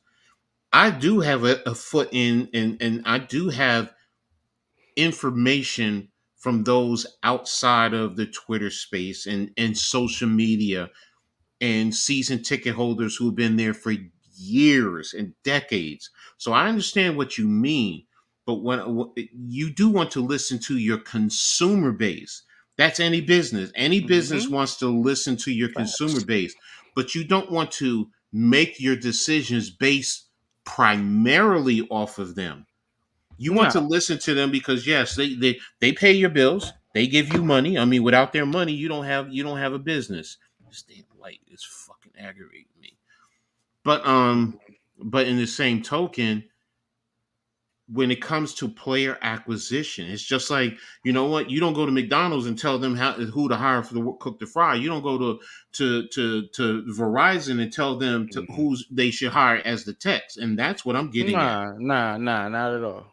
So, and But that's where, like you said, they have to get it right. Yes, hmm but you have to get it right, but you also have to develop it. That's where I think we lose a lot of times is in these players' development. Who do you yeah, have developing these players? yeah, Iman. But the thing about it is that the Giants aren't the Giants without the Giants fans. Oh, no sports The entity. the fans are the ones that go to the games and Yes. they pay like that's what I'm talking about. I'm not saying John Mara as an individual. I'm talking about the New York Giants. Without the Giants fans, he doesn't have a NFL Yeah. franchise. No, Whether he has exactly. something else on the side, that's not. I ain't worried about that. I'm talking about the Giants. You Yeah, know what no, I'm no.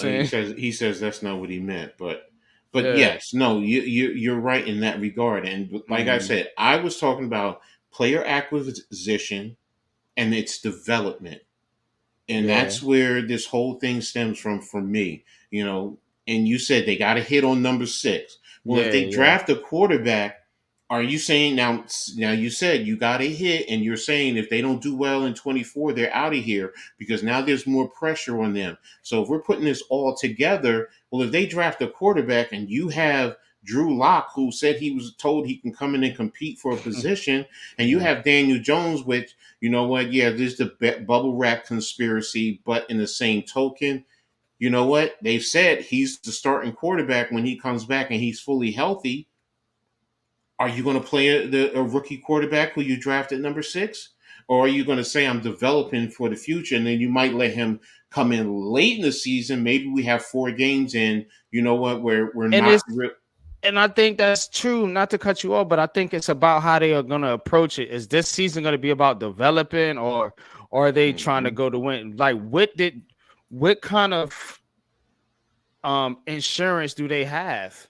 You know what I'm saying? As far as like, okay, if I let you draft a quarterback, I'm gonna let you, you guys, Mhm. figure this out this year, and then you'll be able to come back next year, and hopefully we can build up the roster, and hopefully we can start getting this thing fired up.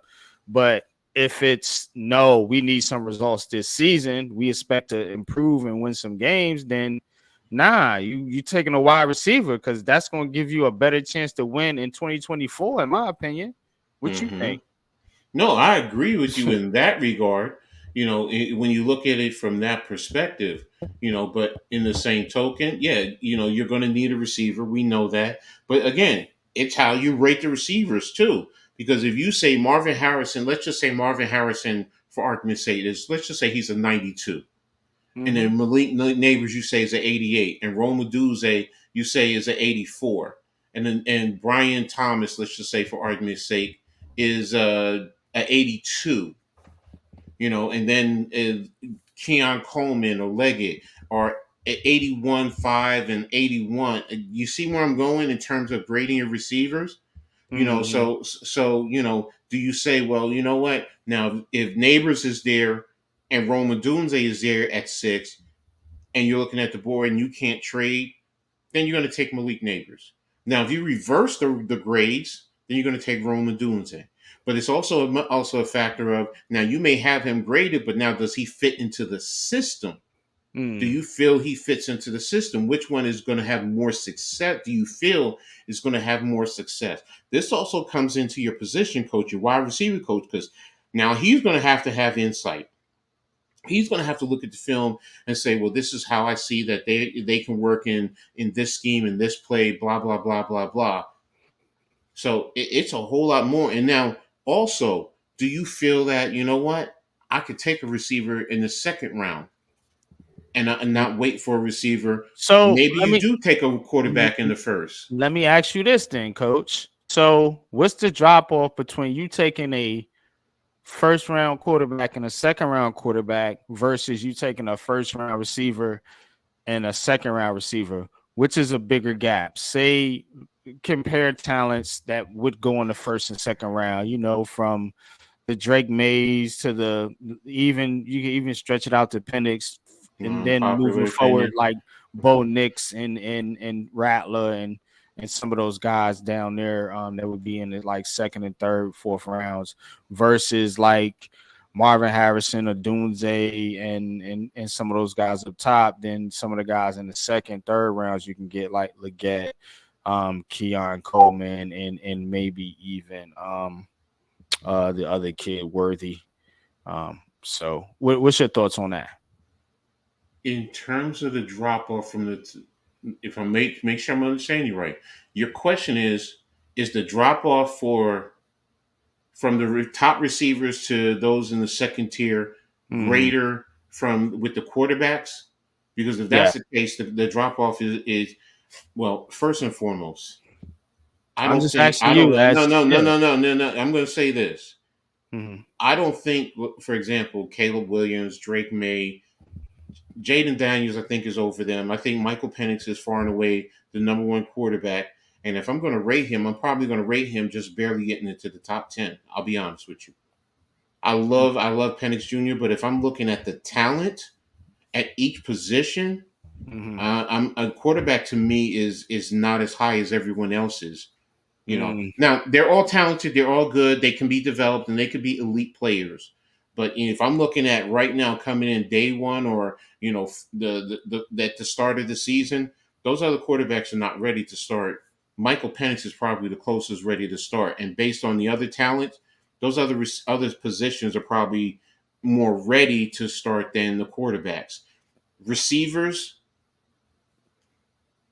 the receivers are spread out. Marvin Harrison Jr. probably number one, with Neighbors probably Mm-hmm. close. Maybe, like I said, probably about a 3 to 4 point differential, and then Roman Dunze is probably 3 to 4, three from Neighbors, give or take.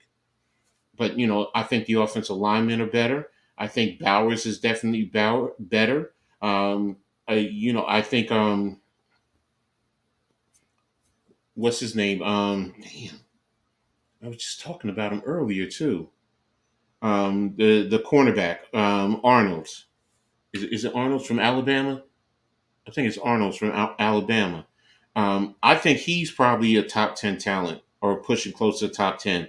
If neighbor, I mean, if Penix is maybe 10 or 8, then he's probably right there, 10 or 11, somewhere in that range. So the point being is the other quarterbacks. I mean, then I have Jaden Daniels, and then I'll do Williams, and I'll actually do. I like Bo Nix probably a little bit more than I do May and McCarthy. I think. Oh yeah, McCarthy I have over them also in terms of how I look at the quarterbacks. But that's me.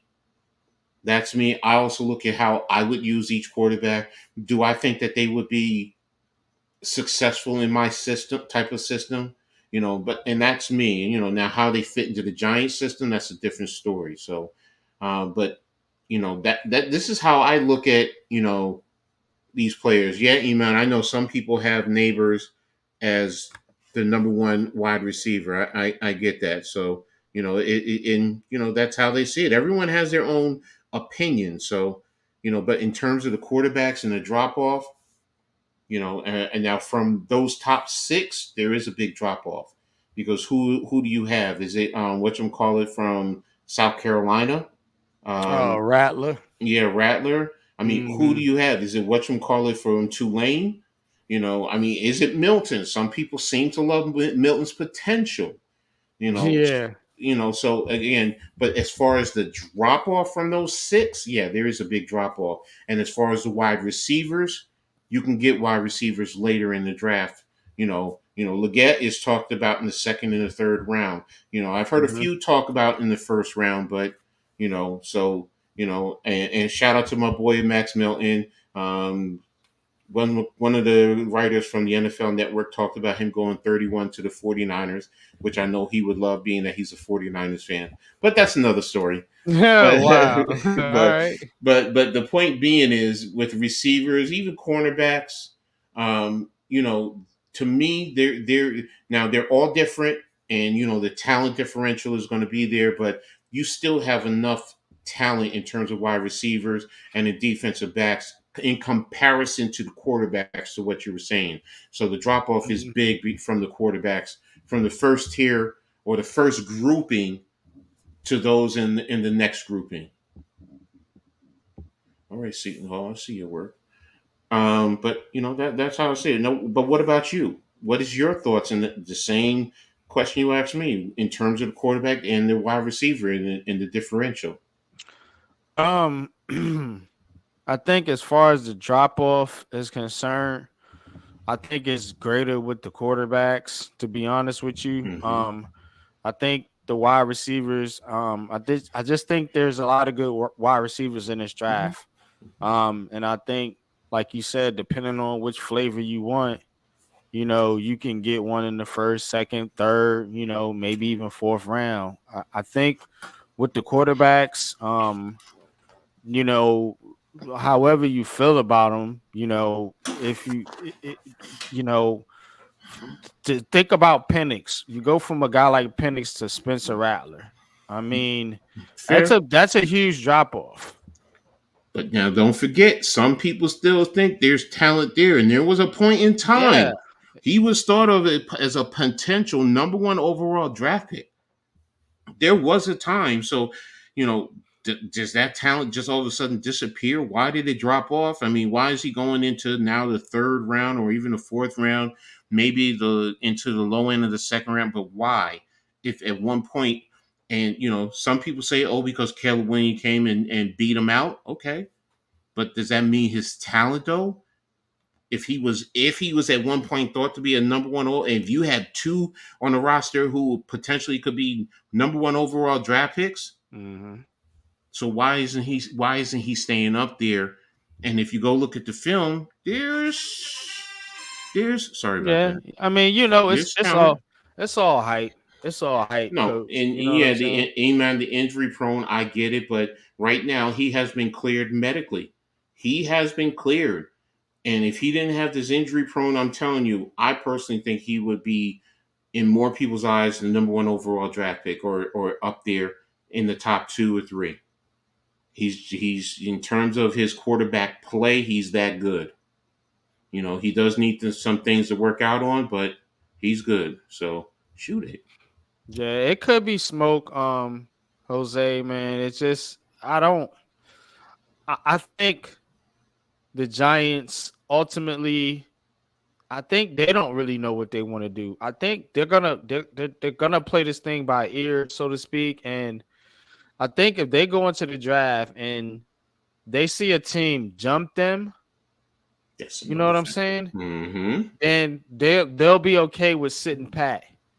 You know what I'm saying? And taking a receiver that drops possibly. You know, it now if they see a team or if they feel like that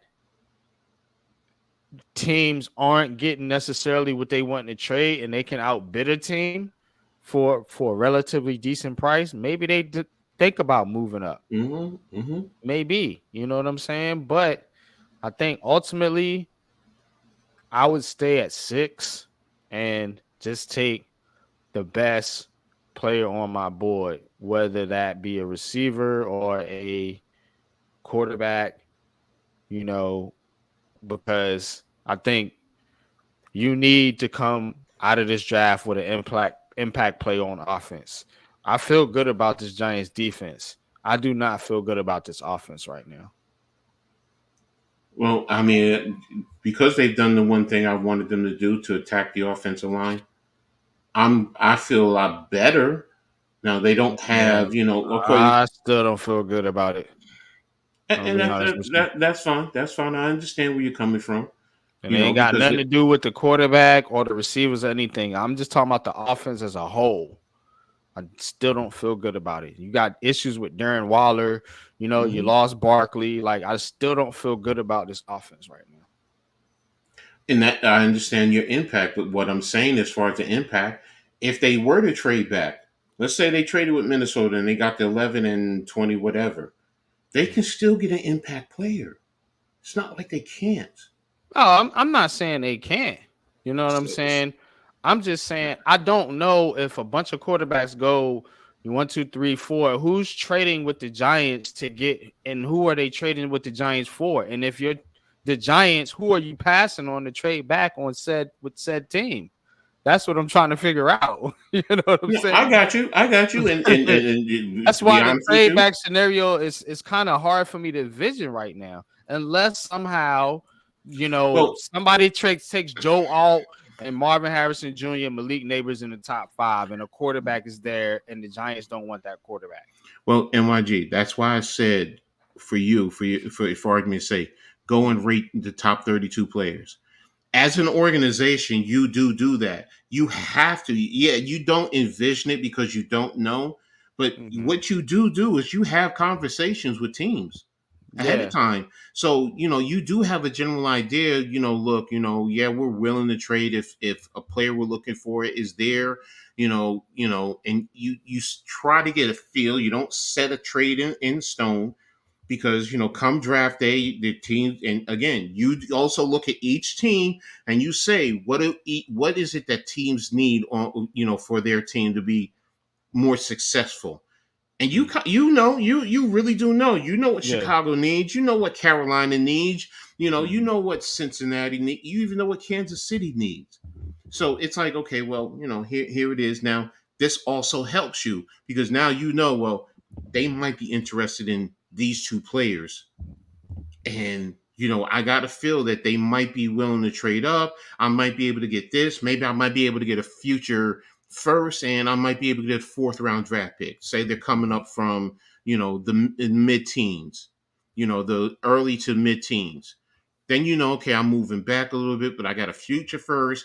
I still got a fourth round draft pick. I could still get something of value. Maybe it's not an elite, what you consider elite talent, but now the players you're looking for, because again, it could be they could have 4 players rated so far ahead, and they're thinking that one of these guys are going to drop. And when they don't, then they're like, okay, well, you know what? Do we want to take, what's there? Can we get back and move back and still give is close to equal value and pick up extra assets?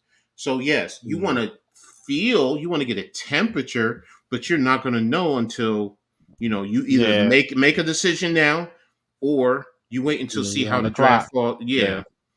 So and that's why I love the draft, because I love sitting down and saying, okay, well, what do each team, what do they need? I check what the prognosticators say. Yeah, I do, but I also do my own research, and I say, okay, this is what I see. Why? And I also ask myself, why do I see? I've asked myself, why am I not big on Caleb Williams like everyone else? And there's just things that I look at when I see him that I'm just like, you know what? For me, it would be a hard coach. I'm not saying I can't do it, but it would be hard coaching out of certain things that he likes to do. So Tommy says, do you take Caleb Williams at 6 if he falls to 6? I'm trading. Or get a king's ransom for him? I'm trading. You hear what I'm saying? I'm trading because I can get a king's ransom. You damn Skippy. I'm getting the king's ransom. And if Minnesota calls me, I want your 11. I want your this year's the other first, and I want next year's first. Forget anything else. Forget anything else. A second, a third. Right now, I'll negotiate, but I'm starting right there. I want 3 first-round draft picks for you to come up to number 6, especially if Caleb Williams is there. Especially because I know you can get it. Yeah. What about Drake May? I'm trading. What do you think the Giants are interested in this quarterback? I mean, you think they would take him if he somehow fell to, which I think is very possible, fell to number 6? Let me ask you this. Okay, what do I think they would do? I Yeah. probably think they would stay with Daniel Jones because Huh? I honestly think that they're pretty similar in my eyes with certain things. It's just that May still needs to be coached up. But Mm-hmm. other than Daniel Jones' injury history, you know, there's some concerns with his processing for me. Mm-hmm. His arm talent, while it is not elite as some of the other ones, it's still it's good. It's good. Mm-hmm. He has some athleticism. He can still run. So I mean, there's a lot of similarities to Daniel Jones in my eyes. Now, if you just say, "Well, I'm going to get younger," okay, then then you take him and there you go. You groom him to be Daniel Jones' replacement because they're pretty much similar. There's certain things you already included into your system, your offensive system, so it should be able to translate. Mm-hmm. And you say you believe in Daniel Jones, so But the other thing is, well, if that's the case, then if teams want him and they're going to pay you a king's ransom, and I already have a quarterback who's like him, why am I gonna trade out? Well, I mean, why am I gonna keep him when I can trade out and get more assets and help the quarterback that I have right now if I believe in that quarterback? Mm-hmm. Now, I could be wrong. I could be a buffoon, like I've been called. Nah, not at all, You man. know, I I said know I'm not. five I know. first round picks. Dang, 5 first round picks for Caleb Williams. Bro, I'm Give me not five mad of at them you. things. If you want him Give and me he five falls of to them things. 6, believe me. Be honest though. If Caleb Williams went to 6, What's You good, don't think Coach? What's Minnesota, up, you don't bro? think Minnesota, Denver, and the Raiders are not going to come calling? And you don't think maybe not 5, but you don't think you can probably get 4 or 3 first rounders and a second rounder? Shit, hell yeah. Bro, I'm putting it all on the table. You want them? Come get them. No, I'm Oh not down. man, I'm not down for no trade ups. Oh, yeah. well, I'm not down with that. Wait a minute. Wait a minute. He threw me. No trade No, ups. yeah, no, I'm not saying trade up for us. I'm talking about other teams. Yeah, he's If the saying other teams want to trade up to number 6, if Caleb Williams somehow fell to 6, um, yeah, I'm trading back. if you do a trade back with a team that wants to come up to get Caleb Williams, if somehow in a magical world, which we know is probably not going to happen, he fell Yeah, I to know. number 6 at the Giants. I can't see him What passing. would you ask for a team to come up to get Caleb Williams? The further back you are, the more the more value I'm going to ask for. Now, if you're at 11, like I said, Minnesota, that's why I said 3. Denver, hey, 3 in a second or a third. The Raiders, 3 in a second. I mean, you further back, 3 first rounders, and you see what I'm saying. So Mm-hmm. now I got you, Ghost. I got you. You understand? All right. So yeah, I'm not trading up, but yeah, yes, like Booker T. 5, yeah. I'm not mad at that 5 first rounds. Oh, somebody want to you want to make it rain for me? Go right ahead, man. Go right ahead. You gonna 5 give of me them 5 first things. rounders? Yo, I'm sorry, yo. Y'all can say So whatever you want. Because think about that. If it's a team that got 5 in a row, that's 5 years. 5. You want 5th? How many you Bro, want 5th? seriously. But realistically, if Caleb Williams was to come down to 6, oh, you best believe I'm GM trader. That's who I am. You pick up the phone. All right, and I'm going to be on the phone to the whole NFL. I got what are the best trade offers? Come on, talk to me. You got a generational quarterback sitting right there. Yeah, I know. Most Giants fans will be like, "Why would you trade? No, he's generational. You take him." Nah, man. Yeah. Nah, we got first of all, we Shit. got too many holes. Way too many holes. I'm about to cash in. Mm-hmm. That what Cash that moves what everything around me. Cream get the money. Dollar bill, y'all. basically there you go. So and that's the whole thing. Like I get those who like him, fine, cool. You like him if that was you. Yeah. Me, man, yeah, I'll take the 11, 23 next year's first, and maybe a fourth or a third rounder somewhere, either this year or next year, if he's there. Because I understand they all want him. So, gosh, man, how the Mhm. frick frack you gonna let him get around like that? I don't care if you're up 15, 16 points, 17 points. Yeah, Seton Yeah, Hall blowing man. him out the box. Trade, yeah.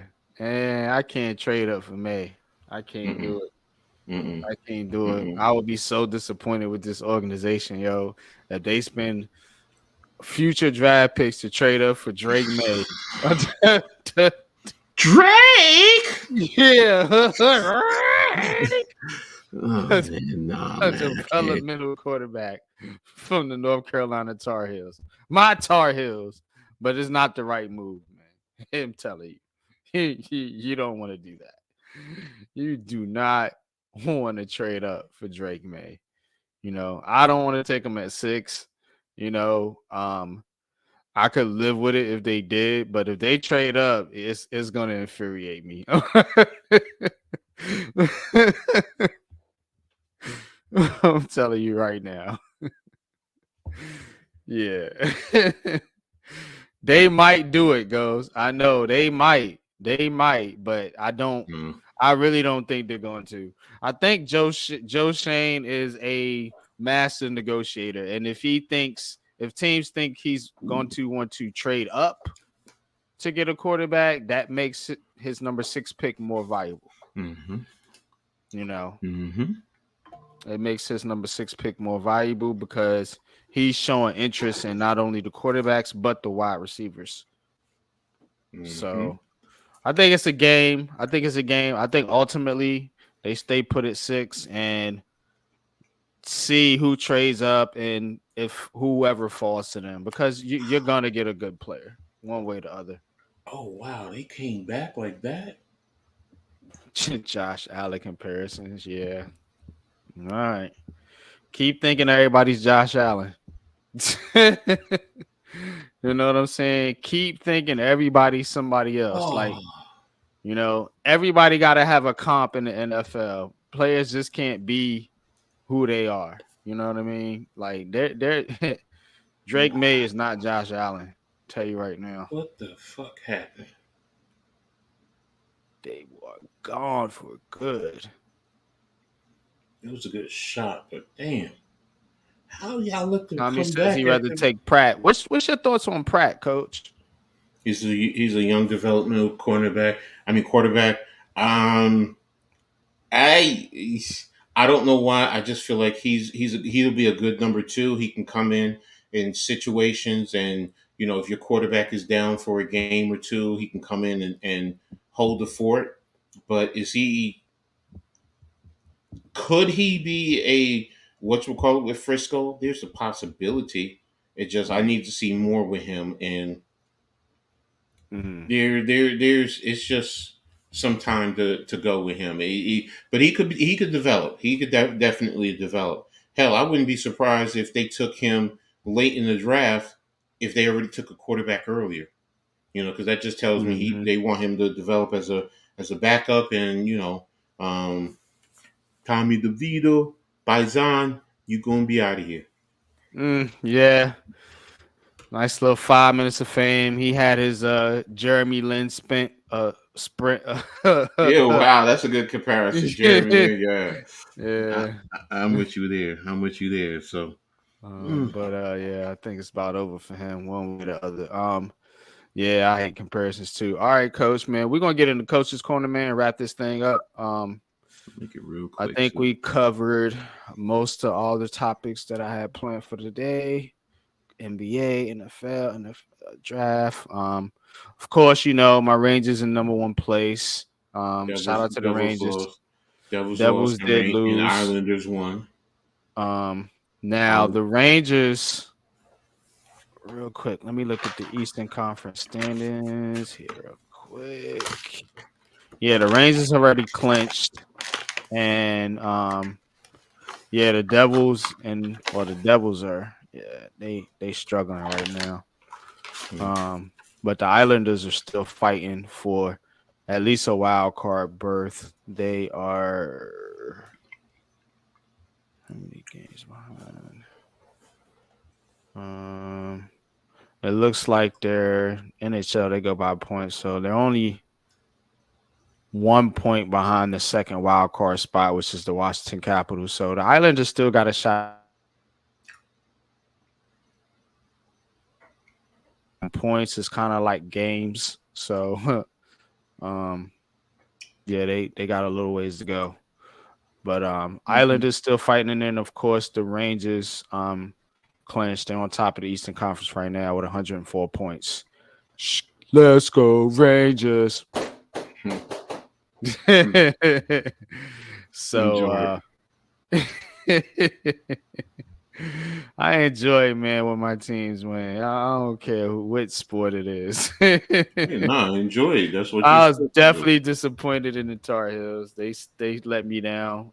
But they still got hope with the Rangers. Still got hope with the Rangers. You know what I'm saying? So, and then we're gonna cycle this thing back around, man, and hopefully the Yankees could do something, man, this year. But Coach, man, it's that time, man. Get it, fire it up, man. Got that Coach's Corner, man. You know what I'm saying? So let's get it.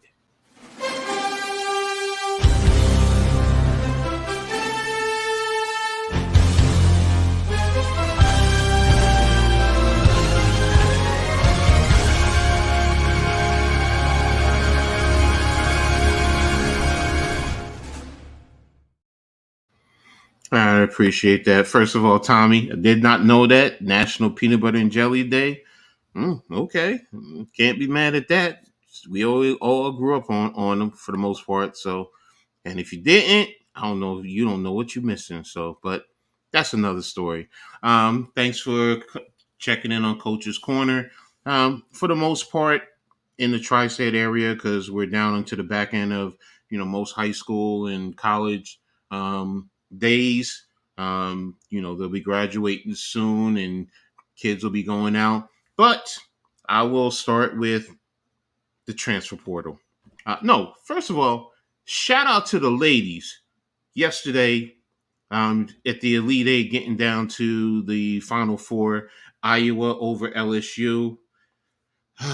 Angel, you still sexy, girl. I don't care what nobody say. You still a sexy one. So, but shout out to all the viewers and the people getting behind the women.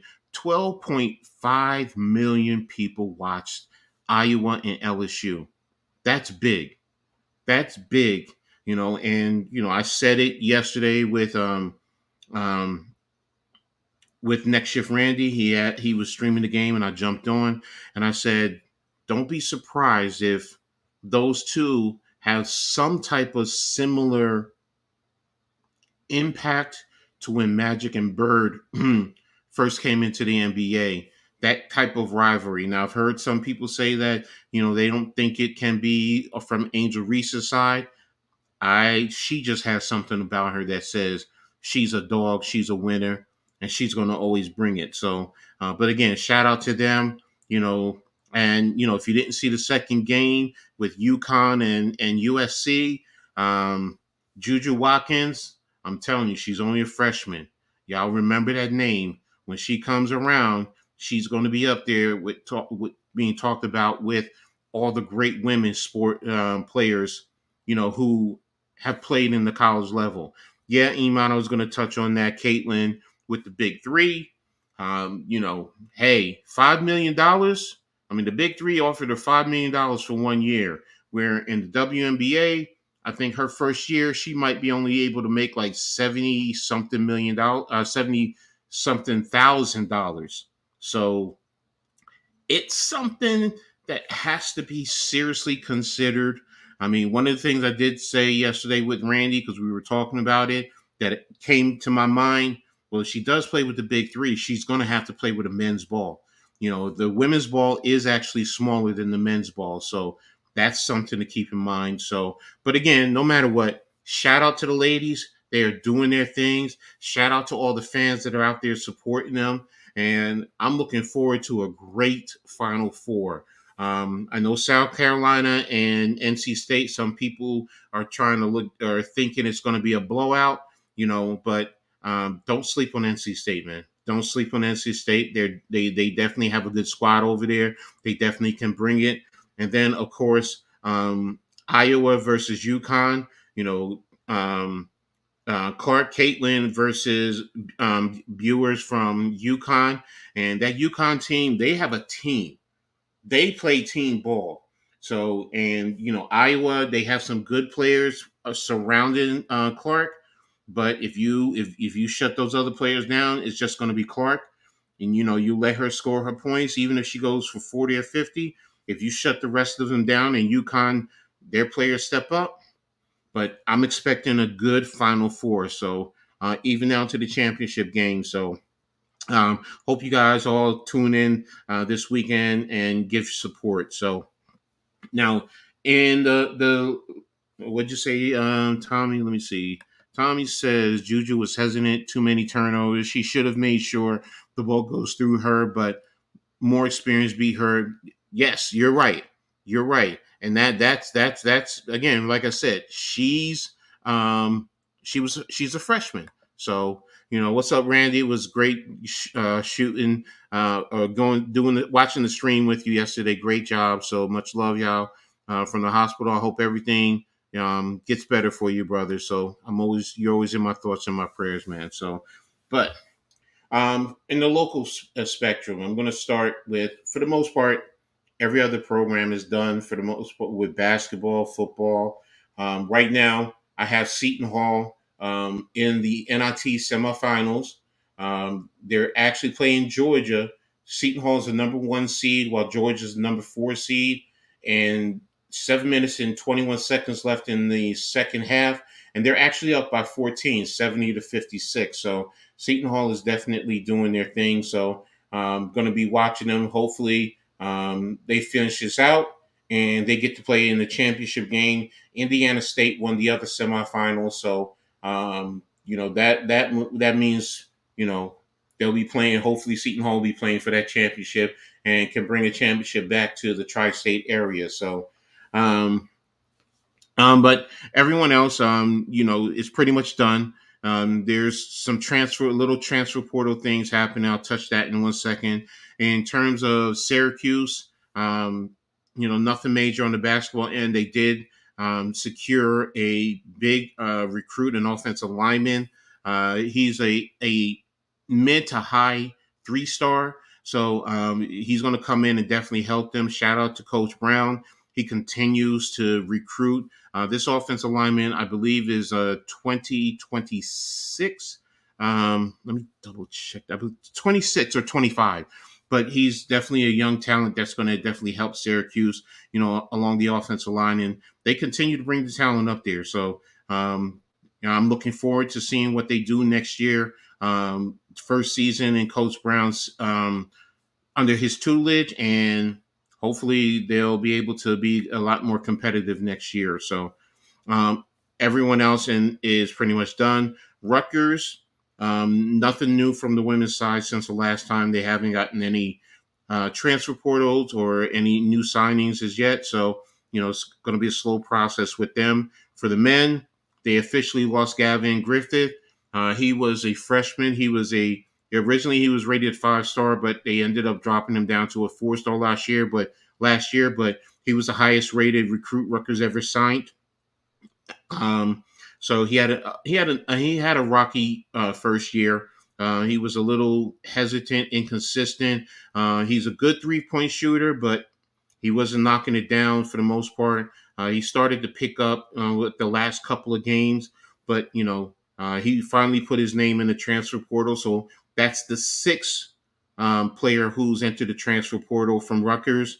But on the flip side, They also got a commitment from a kid from Eastern Michigan, and he was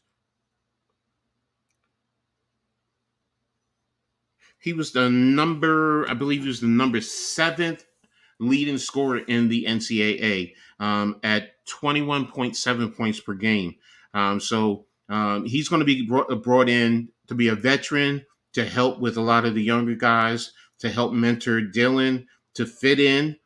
He's actually a lot taller than the other guys who have left. He's about 6'4", 6'5". So he's very good in the mid range. Now he's shot around 29% from three, but he's not expected to do that. And he finishes very well at the rim, which is something that Rutgers had issues with this past year.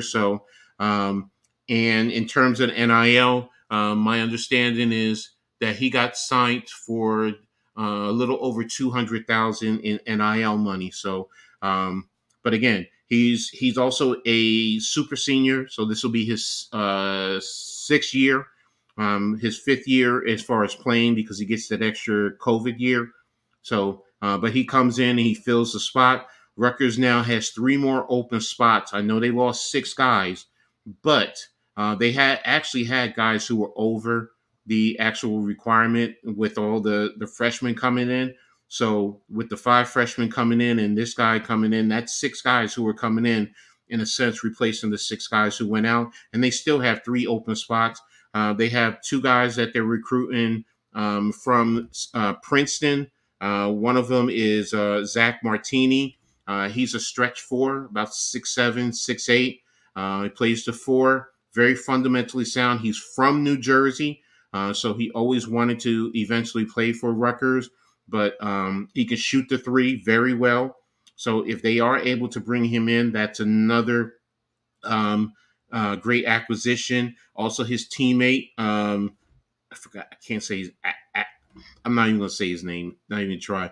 But he's a 6'4" combo guard. So if they can get him, they can bring him in. And then on the football side, Rutgers also secured one of the top recruits in New Jersey. He actually was playing at Don Bosco, but he's now going back to his hometown of Union. He's an athlete, but plays a lot of defensive back. Very Shiano-ish type of a defender. So it's a very big get, and it opens the door for a lot of other kids who wanted to see what he was going to do. So Shiano and the staff continues to do what they're expected to do. So, but that's pretty much it. The guys who left, Cliff Omoruyi. Right now, my understanding is UConn is after him and Kentucky is after him. So, and I believe it's Creighton, if I'm not mistaken. But I remember it's UConn and Kentucky are definitely 2 of the top. And Kansas, that's who I'm forgetting. Those are the top programs that are going hard after him. So I'll be keeping an eye out on him. Choa, who was the first to leave, he ended up signing to Howard. And Derek Simpson, who was like the second, he's actually signed over to St. Joseph's in Philadelphia, which will be good. He's still in the local area, so his family, being that he's from South Jersey, will still be able to come see him play. So I think it'll be a good fit for him. So, but that's pretty much it with Coach's Corner. So thanks a lot, guys. And back to you, NYG.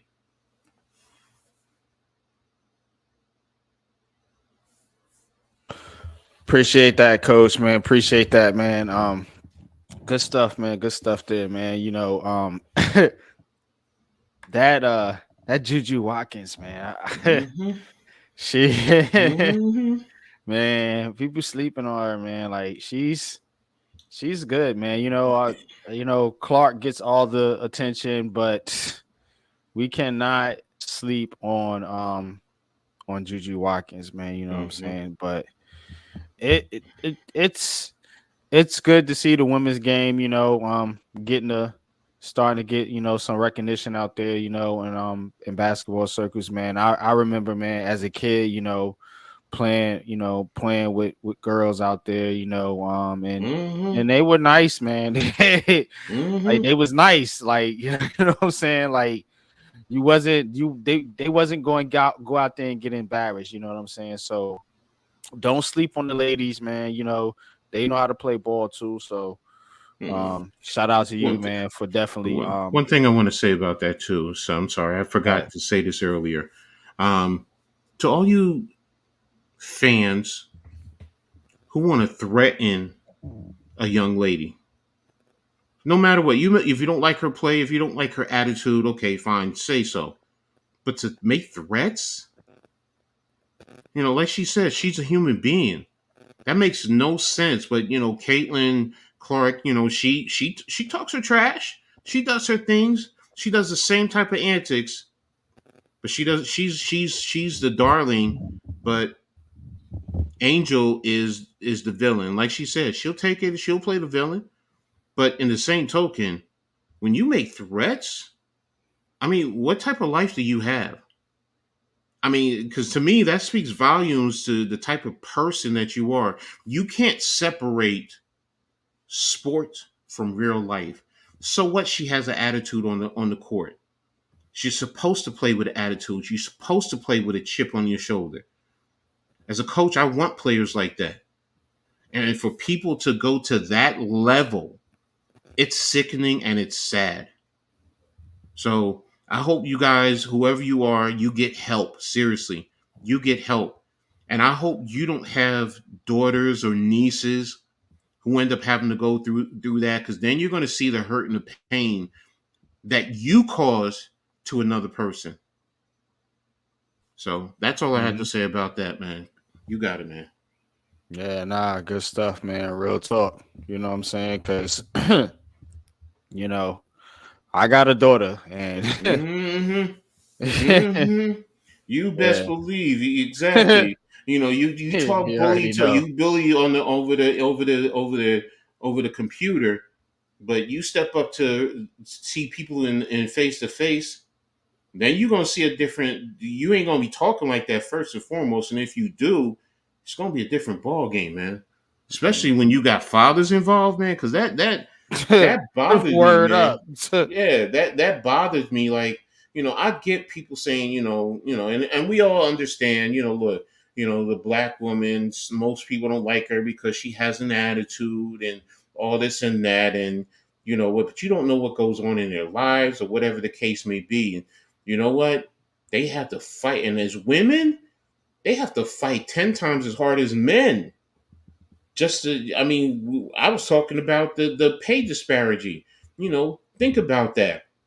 Aja Wilson and Sabrina Ionescu Mhm. and all the top players in the WNBA, the most they can make in 1 year is like 250, $260,000.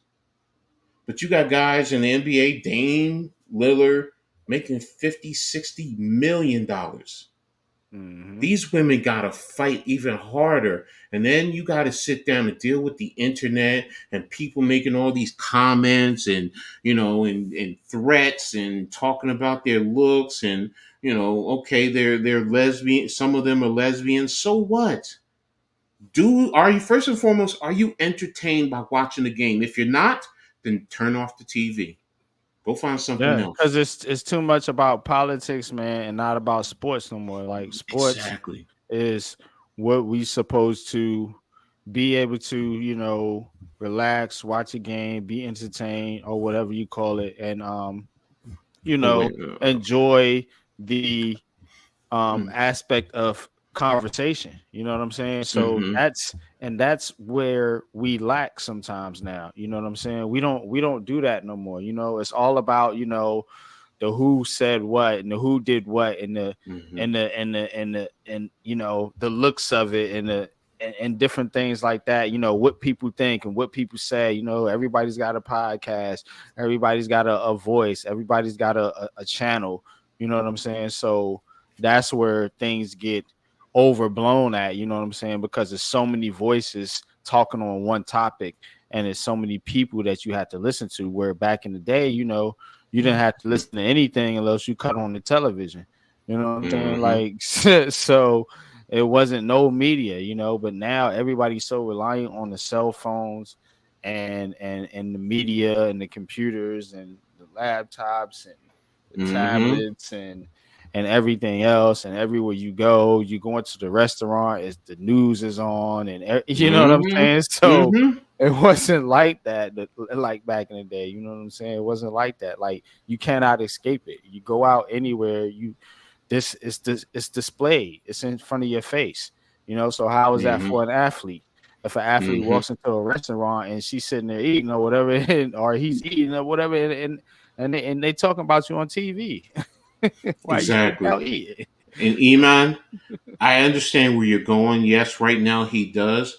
But if you have 12.5 million people watched yesterday's game, that tells you that, you know what, these women are about ready to, if they're not already starting it, or they're trending there, that they're going to be generating that money too. 12.5, and you have to understand, sponsors see that. 12.5 eyes can see the game, but that means also my commercial can go out there.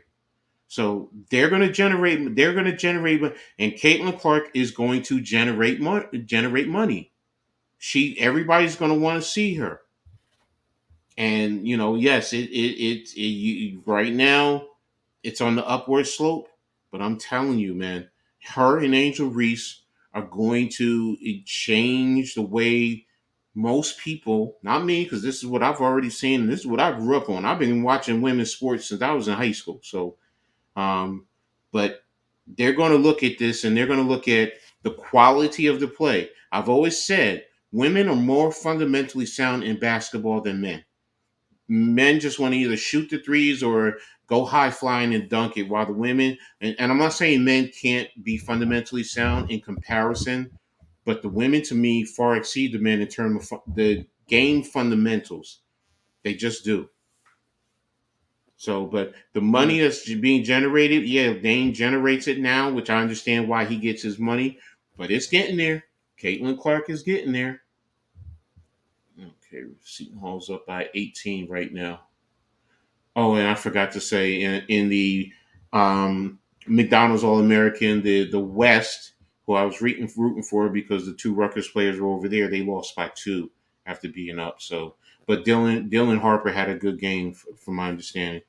She Mm. would generate more money in the big three. I disagree with you. I disagree with you on that. She will initially, but she'll also have more to lose because if the men kind of hold her back, then that could also be a strike. I don't want to say a strike, but people are going to look and say, "Well, see," because in the same token, some guys she's going to have to guard guys who are 6'6". Think about that, 6'5". And what are they going to do? And she's barely 6 feet. They're going to take her down in the box. And it's not 5 now, it's 3-on-3. So, but she'll initially, but if she doesn't do well initially, then, but in the WNBA, she has an opportunity to make money, millions too. And I'm talking about not just from the game, but from sponsorship. So, the talent women have on the court compared to male sport. Yeah, it is different. Mm. Generations are suffering from it. Yeah, right. But that college, mm. I'm telling you, it's going to the NBA. They said the same thing before Bird and Magic. The NBA was being thought of as being a joke, and then Bird and Magic came out after their championship game, Michigan State versus Indiana State, and they came into the league and They said they already hating. Yeah, I mean, look, I know, man. When Caitlin ah, Clark get in in the WNBA, it's gonna be no, they it's they gonna they be want. people coming at her. You know what I'm saying? Yeah, they're It's gonna gonna be come girls at coming at her her. Yeah, you as a know what I'm saying? competitor, but to Yeah. say they don't like her, no. Cheney, what's her name? Shanae Wally. They were all watching it yesterday. They were sitting there talking about it. There were women in the Yeah, they WNBA. talking They were about it now. tweeting it. Yeah, They were tweeting and they were loving it. yeah. I Hmm. don't think they hate They now get on as a, that court. but now they're gonna want that because guess what also happens for them? if she's bringing more, helping bring more viewership, Ratings, yeah, yeah, it's more that money, increases eyes, which means they revenue. get more money. So they Mm, would want her to come out into the court. If yeah, she's going, yeah, I mean, yeah, ego, you want to be that one, but if I'm not the one and somebody else comes on, then I'm going to mentor her on the court. I'm going to beat your ass. Yeah, yeah. Don't get me wrong, but off the court, you know what? Let's do what we got to do to make this money, because if you can go from 270 or $260,000 and say in a couple of years now you're making $1 million a year, and it's because she helped bring that, man, come on, mm. come on. That does so much more for the WNBA than her playing for the Big Three. And in the Big Three, I'm telling you, she could play a year, 2 years. After that, she's gonna want to go back to the women. Mm. You know, that's my opinion, though. But hey, Yeah, nah. Iman, I appreciate that, man. I like that dialogue, man. I like the debate going back and forth. So keep it coming, man. Don't ever stop bringing me that stuff. I love it. Yeah, And man. Seton Appreciate Hall you. finally won at 84-67. So they're making the finals. Just make sure you tap into your local area to see when the final is. I think it's probably going to be on Thursday, because today's Tuesday. It might be Thursday. Yeah, Indiana State won, and so Seton Hall and Indiana State are both number one seeds. So which is going to be good. So okay, good. I like this. I Hell like yeah, this. man. So, That's dope, but man. But yeah, man. So we're going to wrap up the show. Coach, man. Last words. Last words, man, as we wrap up another edition of Heart of the City, man. This is going on, man, 2 years straight. You know what I'm mm-hmm. saying? RIP to our fallen brother, Jeffrey T85. Mm. Wish you could be here with us, man, but we still continue on in your honor, man. So salute to you, man. But we've been doing this for a while now, man. So shout out to you too, coach, man. Appreciate you, brother. Wizards beat the Bucks. Oh shoot! Wait a minute. I need to see the standings now. The Knicks are 5. Okay, because they're tied with the Magic. I thought so. So Oh, so they dropped. yeah, with the loss today, they dropped because they dropped to be even with the Magic. The Magic hold the series. They beat the Knicks 3-1 during the season. So right now, if they were to play the playoffs, they're playing as a number 5 seed against the Magic. Good luck. But they're also a game behind the Cavaliers. So um, the Cavaliers are 45-30, and the Magic and the Knicks are 44-31, and the Pacers are right behind at 43-33.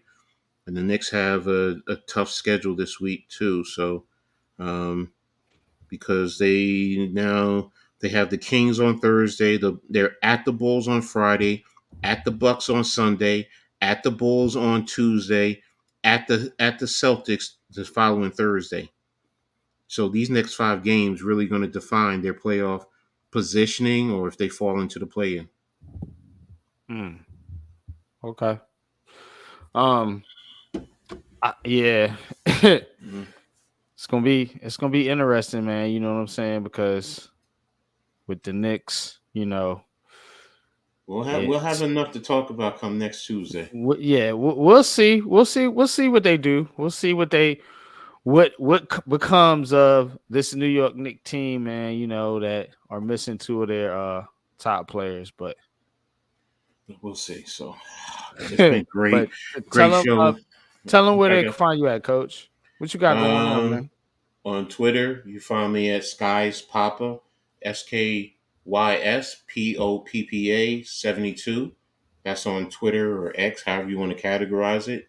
And on tomorrow, I'll be on Pick and Roll Podcast, 5 o'clock with the crew, Mitch Kowski, Blaze, Next Shift Randy, Rios, and TRL is on there, and now Nikki Speeds came back, so we're gonna have a full staff. So, um, And we have our guests. NYG has stopped by. Either Chosen One has stopped by. So, and it's getting close to that crunch Mm-hmm. time. So, everyone, once the playoffs comes in, it's going to be hot and heavy from there. So, Absolutely. but that's where I'll be in.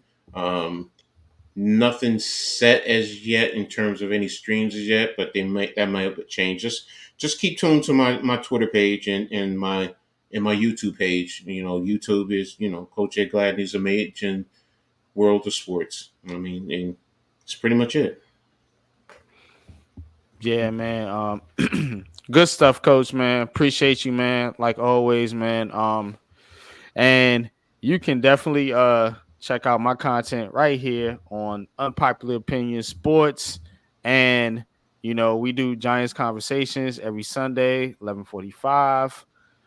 And of course, Heart of the City, Tuesday nights, 8:30. You know what I'm saying? Sometimes 9, but sometimes you gotta adjust the time. You gotta adjust, you gotta be able to go off script or off platform as they say. So sometimes we have to go a little bit later. It's all good, but we will be here on Tuesday nights. Now I do got a series coming out where I'm going through NFL teams and kind of breaking down some unpopular picks that they could potentially make at those picks. I did the Chicago Bears, I'm gonna do the Commanders, of course. We always talk about the Giants, but I'm gonna do some other teams here. So if you're a fan of, some of these other NFL teams, definitely tap into Unpopular Opinion Sports, man, as we are giving you and the whole entire Big Blue crew, Big Pat Sports Talk, G Nation Inside Sports, Classified 3F with Joe, man, the whole crew. Alex, man, Big Blue in the Bronx, The Miz, Mac the Giants fan, Adam, so tapping Zion, tapping all those guys as we are covering the draft exclusively. We will be at the draft, man, in Detroit on April 25th, man. So definitely, man, keep it locked here, man. But that's all we got, man, for for the night, man. But you got any last words, Coach? No, I'm good, bro. Roll out, man. Everyone just be safe and have a great one. Yeah, man, no doubt, man. So until next time, y'all. Peace. Peace.